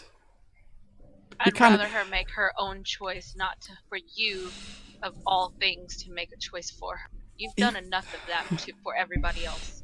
The look on his face is one of real, like, philosophical, like, he's like, really? He's like, Ulfgar reaches up, puts a hand on Valia and says, "Either way, it's already been done, hasn't it?" And he looks over at Ras Na See. He says, of course, she's your ally now. I just shake my head and I just grumble. Just like What task do you have? I show my teeth to the mouses that are over by her. I said, when we're done, I will rip your fucking throat. He says, no. He says, this is part of the deal, remember? You'll leave my temple alone. He says... They have to come out of your temple sometime, but let's just do what we need to do. He says,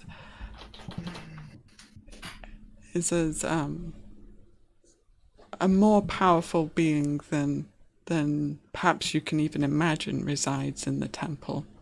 He says, more powerful than I am. He says, he is not to be trusted. And I just kind of snicker. I'm like, two of y'all. He says, and he must be stopped. He says, I think we are on the same mission. He says,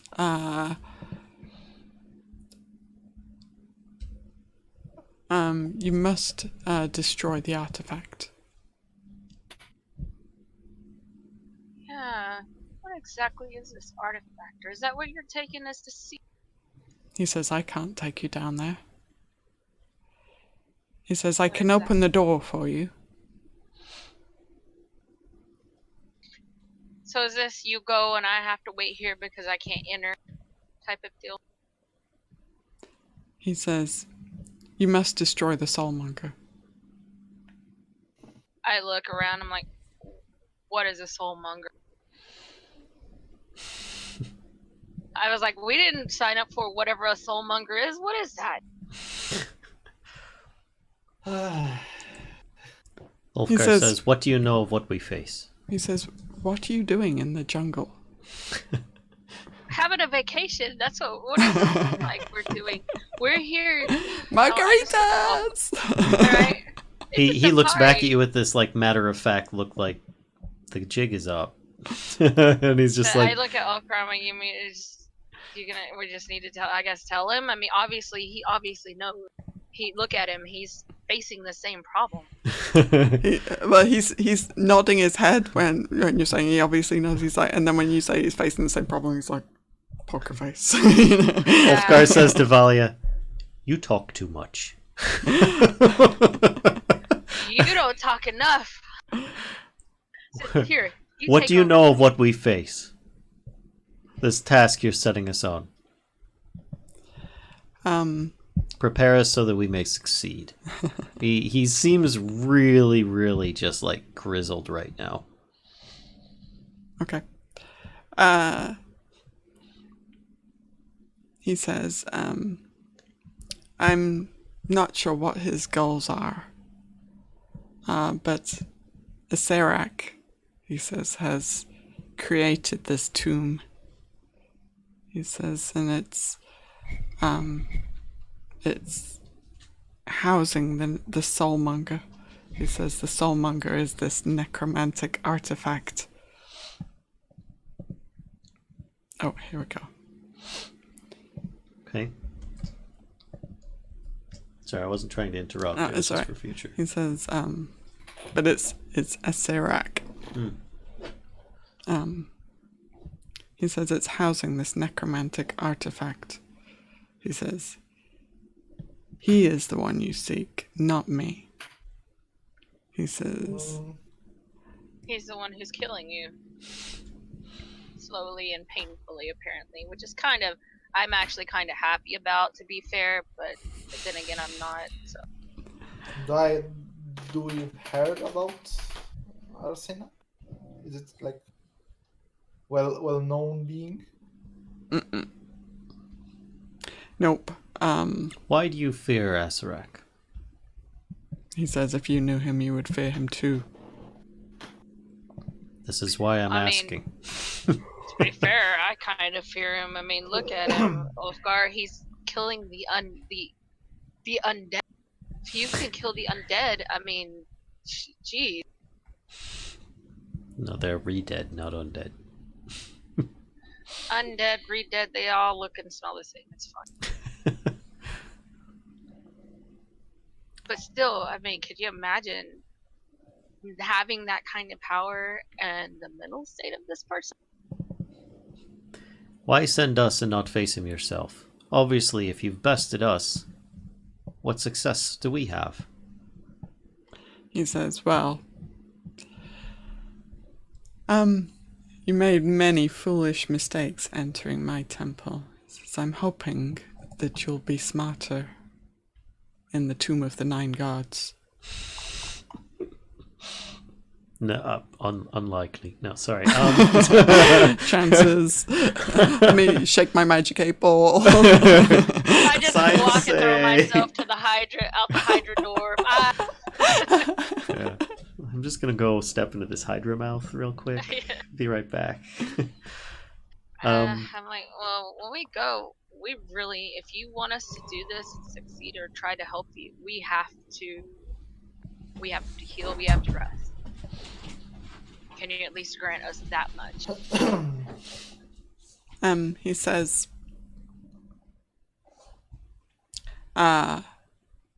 He says, you won't be healing and resting here, though. He says, I'm not that foolish. Rats. Fine. I'm gonna be in here with your smelly meat puppets over here and those guys there. The ghouls are like, huh? Huh? Meat puppets, where? Tasty.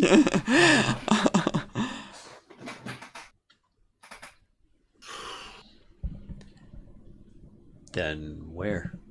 Then where what? You said you were not going to rest here. Where? He says, I'll take you to the tomb entrance. Says, and together we can open the door.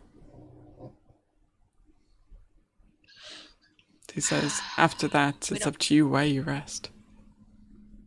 You're the nicest being ever. I just kind of look at the floor. I'm like, well, let's get going. And I just kind of look at Aelia. I'm like, I look at Ulfgar. I'm like, what are we gonna do about her? She's coming along. Can you fix that? It's not her. She's not gonna like any of this to begin with. Maybe it's better we keep her this way, because she's really gonna be pissed off at him. Ulfgar puts his hand on your arm again and says, I said, you talk too much. And he says, when do we go? To Ras Na See. He says, whenever you are ready. Says, you'll be leaving my temple now, though. Well, let's get a move on, snake buddy. Let's go.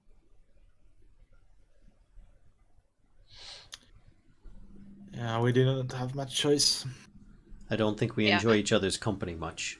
Best we part ways sooner than later. I agree.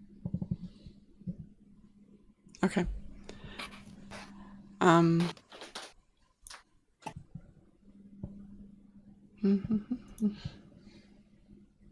Hello, Discord. Hello. Hello. Still working at our end. I heard you. Yeah, because Kashcah just stopped talking. Oh, can you hear me? Oh, we hear you now. Yeah, I actually- thought you were thinking. She didn't say anything. Oh, yeah, I was like, So she's thinking about what she's gonna do now. I just decided to mute her mic, you know. Wow. He's like, no more. No more death. That's enough for you. So he says, okay. He says, motions to his ghouls, to step aside. And these guys kind of make their way. Like, this guy will go down that way, that guy will go down that way. They kind of step out the way. I just point, like, meat puppet. And then he will proceed down this hallway here. And let me just bust this open, because of Is this leading course. into the smelly room?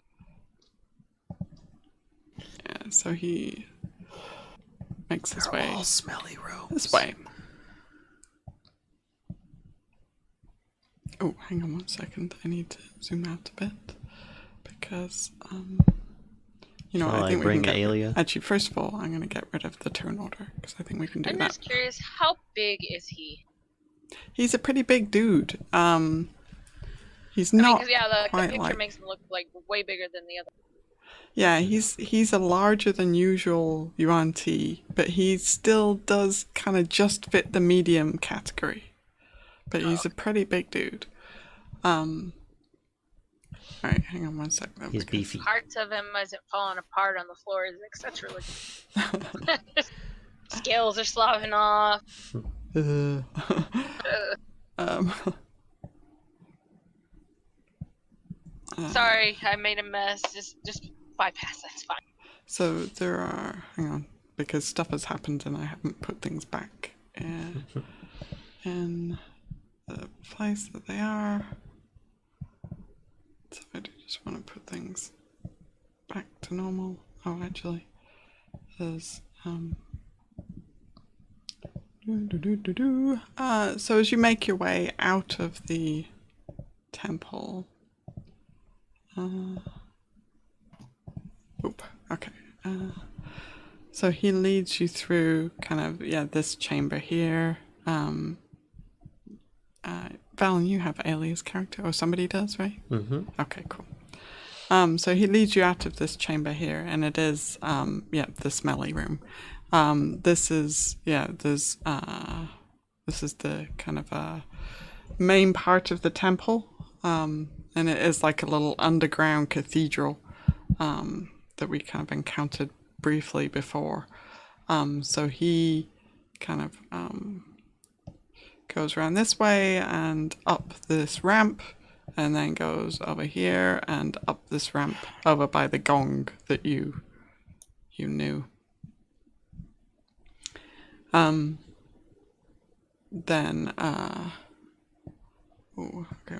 She would be there.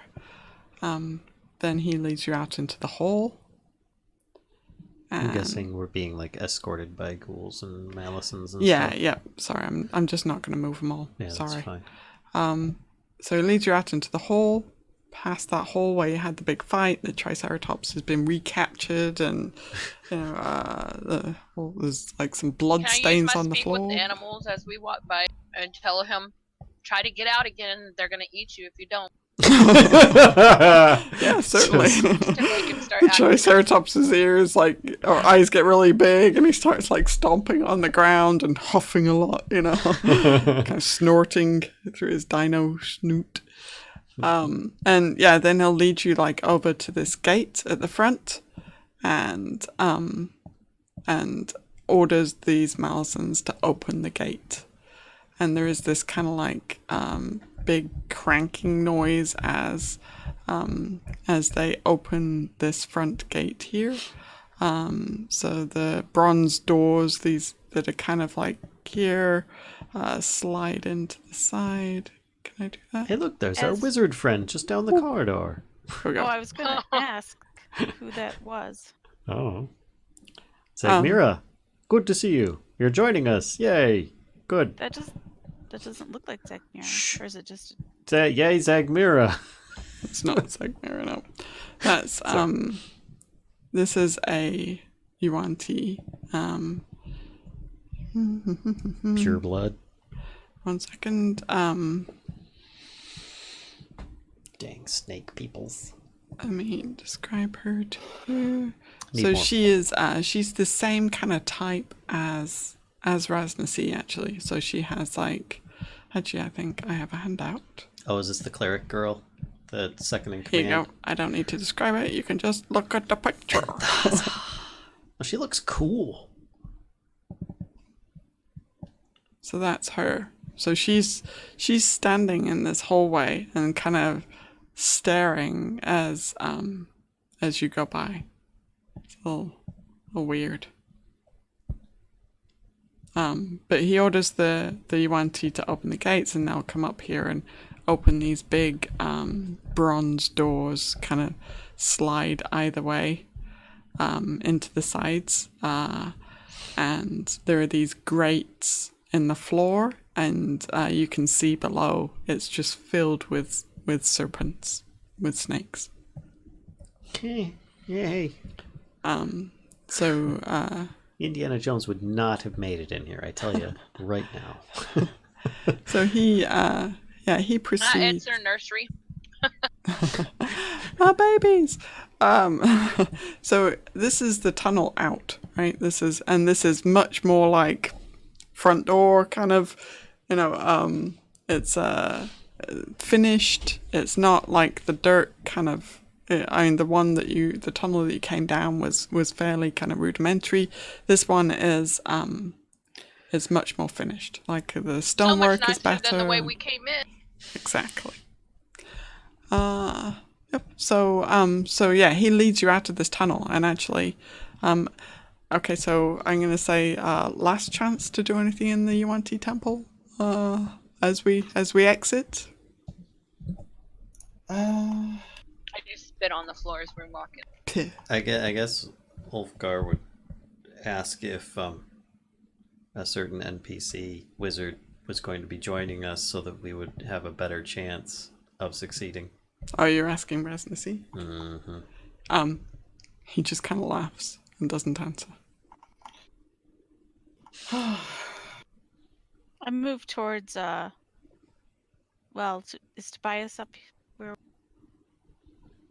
Kind of. I He's kind of trying to whisper him. pickpocket. I kind of whisper him, what about Arokh? He'll be fine. Okay. He's still eating grapes and drinking wine in the harem. He's just like bathing in the water. Steaks, He's like in the tub, like water squirts coming off his stuff. He's got the bubble bath going on. Meanwhile, we're all getting slaughtered, and he's just like, wee. He's getting a foot massage. Okay, so then, if there's nothing else anybody wants to do down here, Well, besides kill Ras Na See? Not really. Ask him where we're going. I would like to do something, but I don't think it will fit in today's session. oh, okay. What have you got in mind? I thought with snooping around, What are you planning? doing by Arokh. Ah, okay. All right. Yeah, we can come back to Arokh for sure. Okay. All right, then I'm moving you back to the Omo map. Wait, what? Ah! Oh, it Yep. actually feels good to be out. It does. That you breathe kind of fresh air. You realize when you take that first kind of gulp of fresh air that you'd actually gotten kind of used to that like acrid, like metallic blood smell that was just embedded in that temple. No. No. So where did we come out at? So you came out over here. Oop. Okay. Oh, wow. Wow. Wow. Wow. Oh yeah, we left Scary Boy down here at the Hole of Doom. Yep. Is it He's hiding in the is it bushes. still day? It's not working. Actually, I would say that it is early evening. I look at Ulfgar. I'm like, we better go rest somewhere. Did he happen to tell us where we needed to go? He says, we're going, Is he still escorting us and stuff, I'm assuming? yeah, he's with you. There's like a whole entourage, right? It's like, Entire Yuan-Ti there's city. like about like 6 Malisons that are with you. There's like maybe a half a dozen, 6 like brood guard that are skulking along as well. So the Malisons just kind of walk or slither normally. The brood guard kind of like, they have this skulking motion, where they're almost down on all fours, like kind of leaping along beside you, and they kind of like is scouting as well. so he's going to lead you. He says, we have a fair journey ahead of us. He says, we need to head to the north end of the city.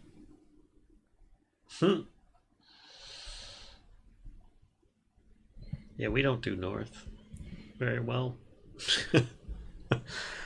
North end of the city. Yep, he basically indicates that you're going north. And, like, you realize there's a giant T-Rex stalking up there. He says, the King of Feathers, I know him well. He's my buddy. Go figure. We still need to stop and rest, so let's go.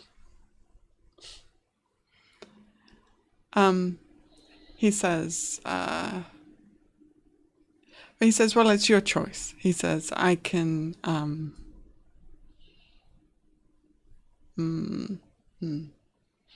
on one sec, let me decide what he would do.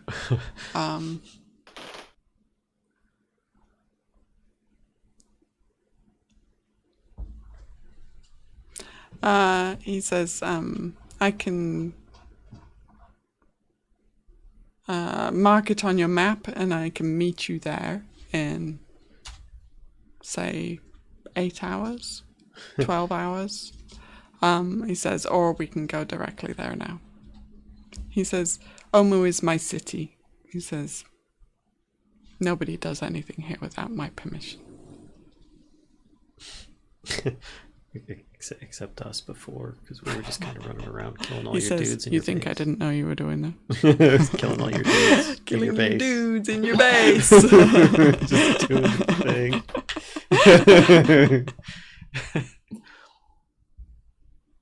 Yeah, Mr. Bullfrog is your best friend. Okay. Yeah, he says, we can I can mark it on your map and we can meet there, or we can go there right now. I didn't think he'd just let us go like that. That's kind of weird.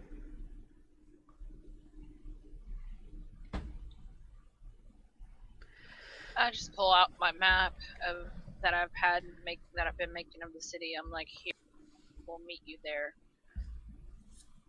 Okay. Isn't it going to take us that much time to get there? We won't have enough time to rest and get there. What, walking from one end of the city to the other? Yeah. Pretty much. I don't think it's going to take you like 8 hours to do that. Well, no, but I meant like resting takes usually like 8 hours. Yeah, so that's why he gave the revision of 12. Oh, okay. He says, I just like kind of crack a stupid joke. I'm like, unless these snake guys are gonna let us ride on their tails, but I don't see that.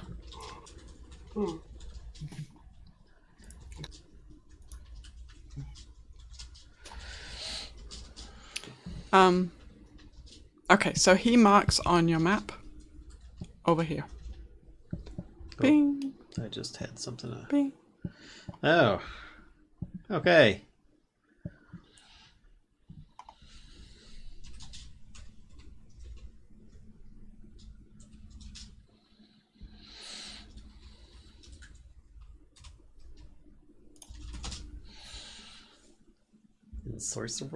Ensorcered? I don't know. Yep, that, yeah. Big. Glad to do it. He says, it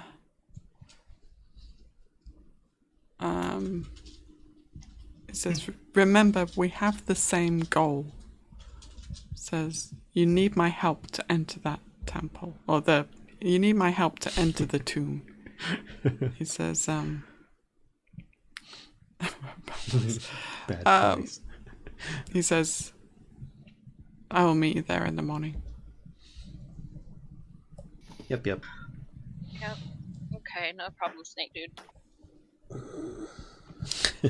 So with that, he kind of, he walks back down the tunnel, leaving you guys kind of standing out in the open over here. and you hear the big bronze doors close behind you. Let's rest here. Right outside the door? I can't think of a safer place. Oh, good point. Shouldn't we go get a scaredy cat guy? You think he's? Do you even think he's there?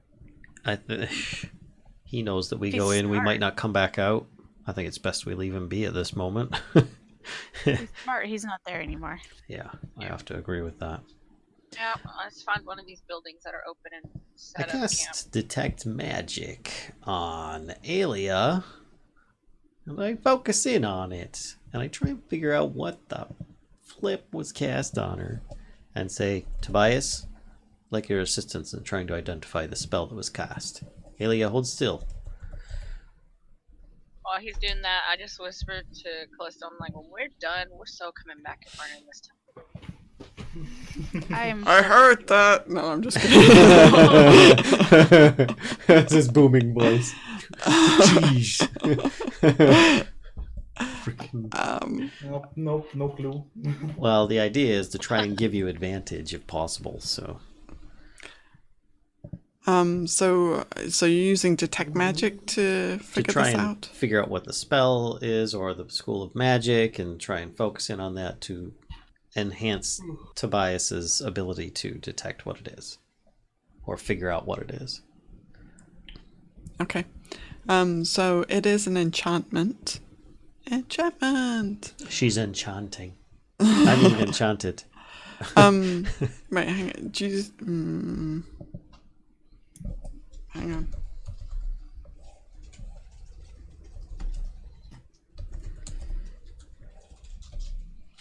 Let me look at one thing really quick.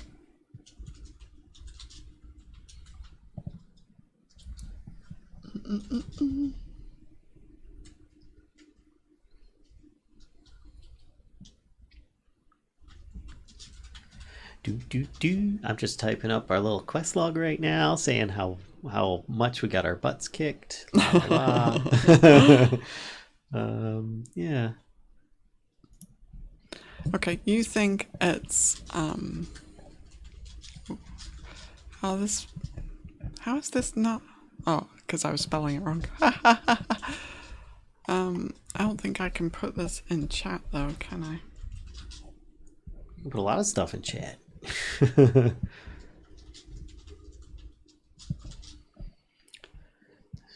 You think it's a spell called Geas?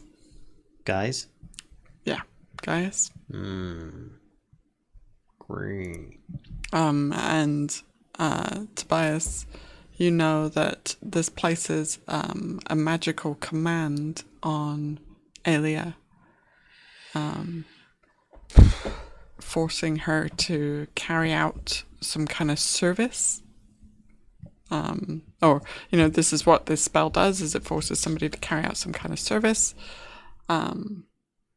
Yeah, and if she doesn't carry it out, or if she takes actions that are like in the opposite, you know, or undermine kind of what that service is, that she will take significant psychic damage. So yeah. Is it G-A-E-S? G-E-A-S. G-A-S. Okay. G-E-A-S. So if she disobeys, she'll be gone. You know that it gives significant psychic damage. Whether she would survive it or not, you know, you're not sure.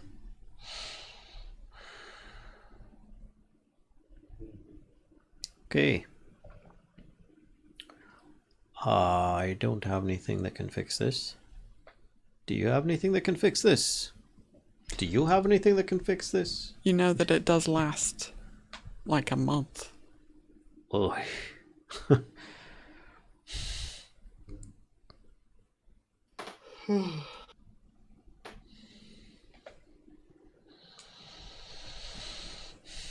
Gonna have to do some studying while we're on task.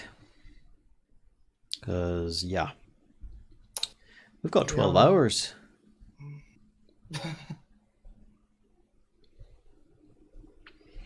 All right, so we do have 12 hours. No. Are you bringing Arokh along?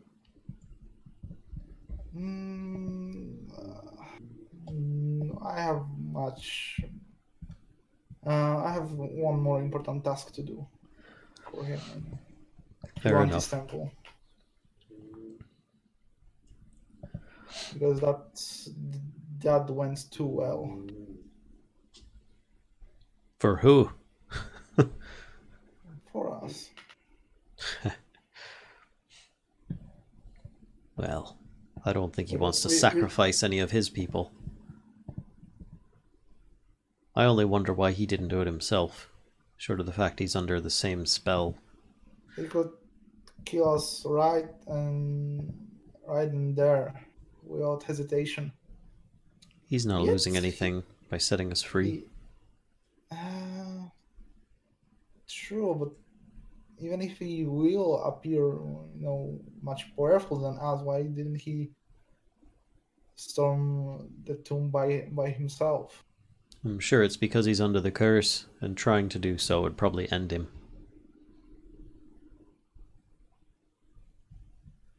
At least that's my speculation on it. Not to say I'm some expert in the field. There must be something more at play.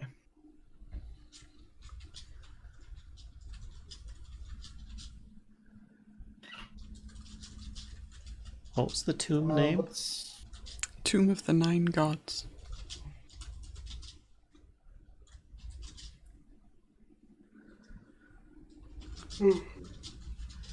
Suddenly I feel like we're in Escape from New York and we've got like this 12-hour timer beeping on our necks. yeah, but it looks like the best for us will be to recover. What's that? We need to recover, I agree. We went. and we are out of supplies for the most part.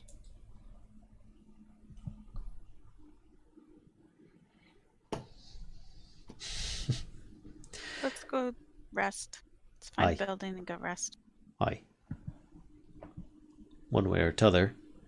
And then at this moment, suddenly the stone skin on Ulfgar just kind of fades away. He goes, I think we could all use a sit down.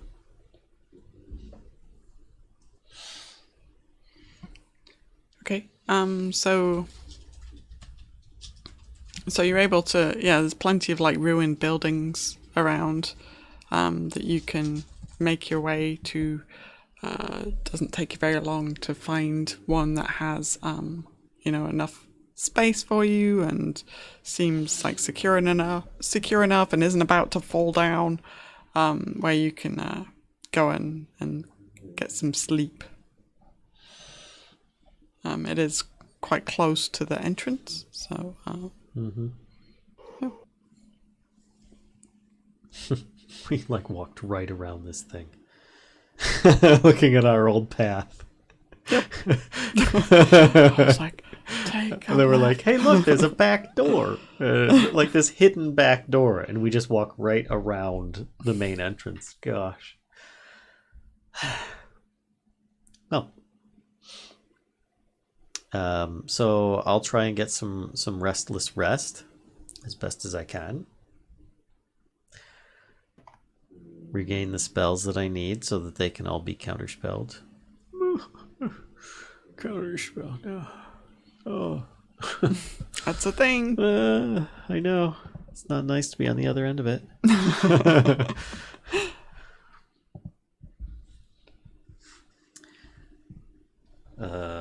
So, anybody else want to take a rest?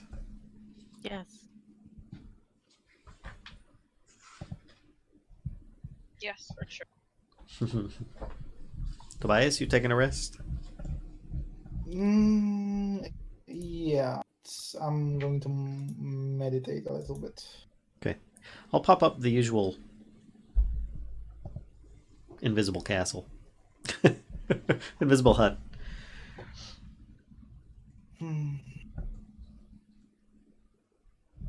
Okay, so boop, invisible hut appears. Mm-hmm.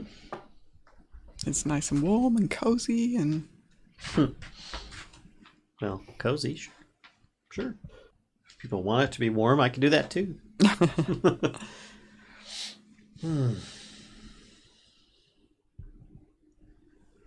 are you so and everybody is snoozing? Yes. Yeah. Yeah. I mean, I don't even know if we need to do watch or. Yeah, I'm not really bothered by it.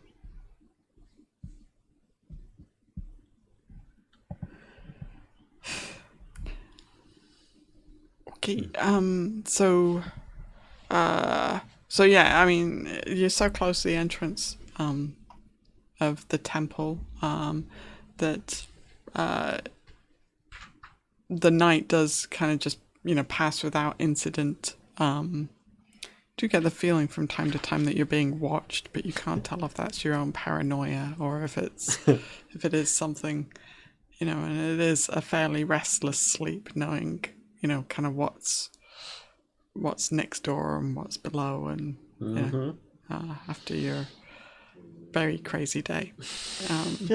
Yeah, say that again. And it's pretty disturbing as well, kind of just knowing that Aelia is under this this curse, perhaps you could call it.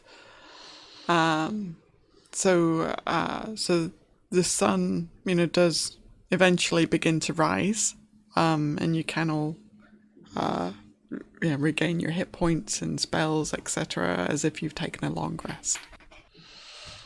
Okay. Yay. So light starts filtering in through this ruined building that you're camped out in, and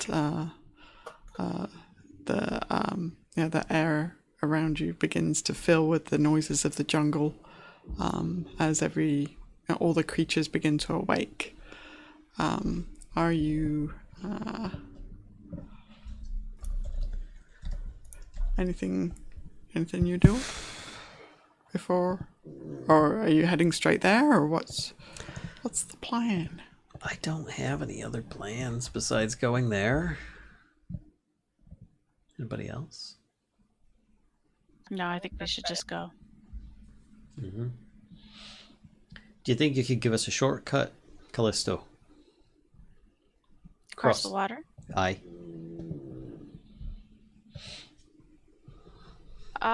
Yeah, I can do that. I will cast Walk on Water. Is that something that you can ritual cast? I don't know. Let me look.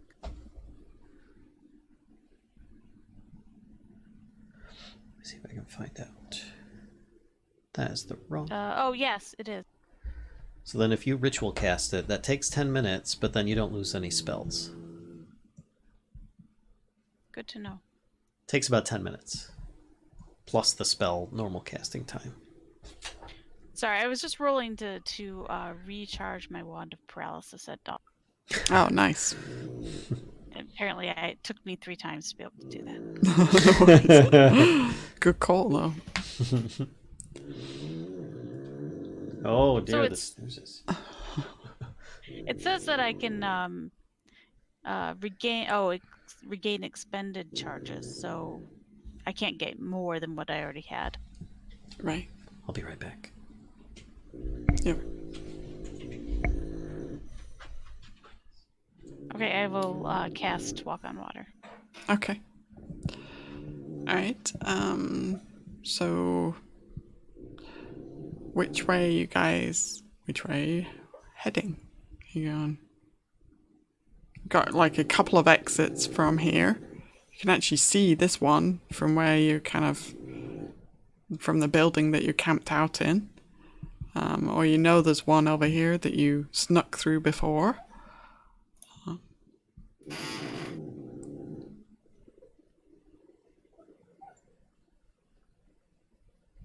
Do you want to go north or west?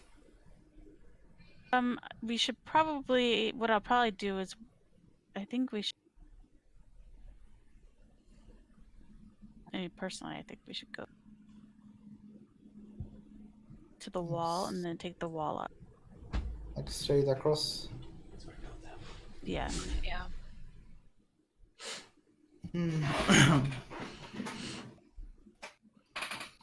That seems like a perfect way to go. Okay. So, yep, you make your way, almost familiar territory by this point, over to this raised kind of causeway here. There aren't any steps on this side, but you could clamber up if you want to. So you clamber up onto the causeway. You get a decent view kind of over some of the rooftops. Some of them are higher than the causeway, but I remember your old friend over here. That was super fun. And Poor gal. yeah.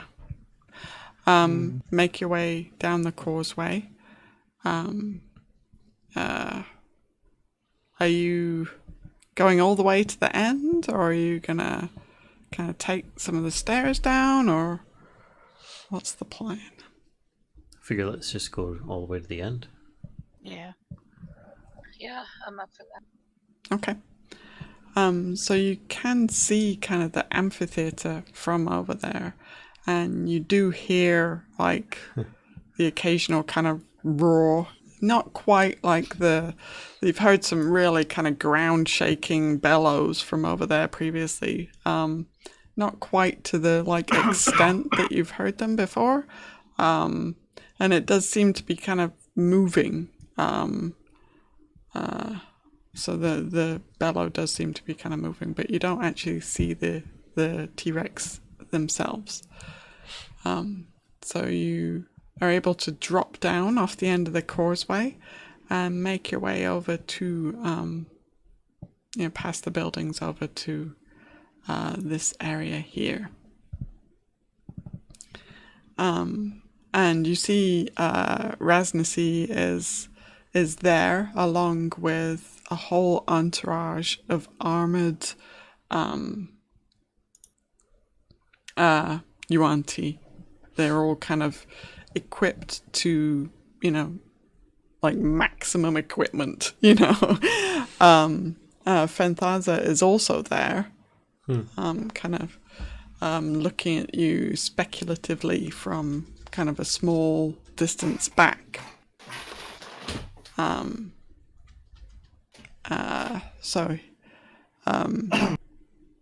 He motions to kind of the base of the cliffs,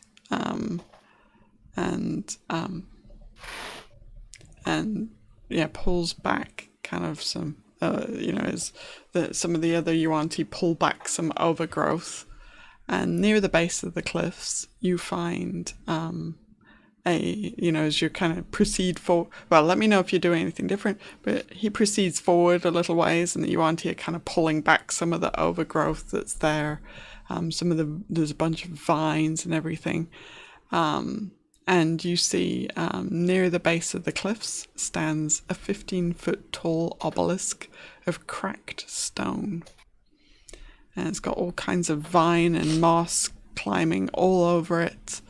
And he says, behind it you can also see a dark passageway that's obscured by withered creepers.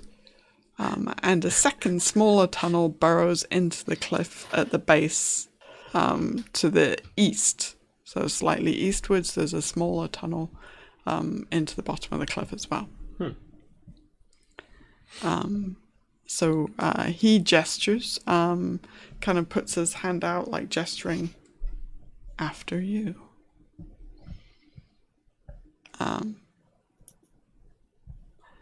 And I think that is where we will leave it.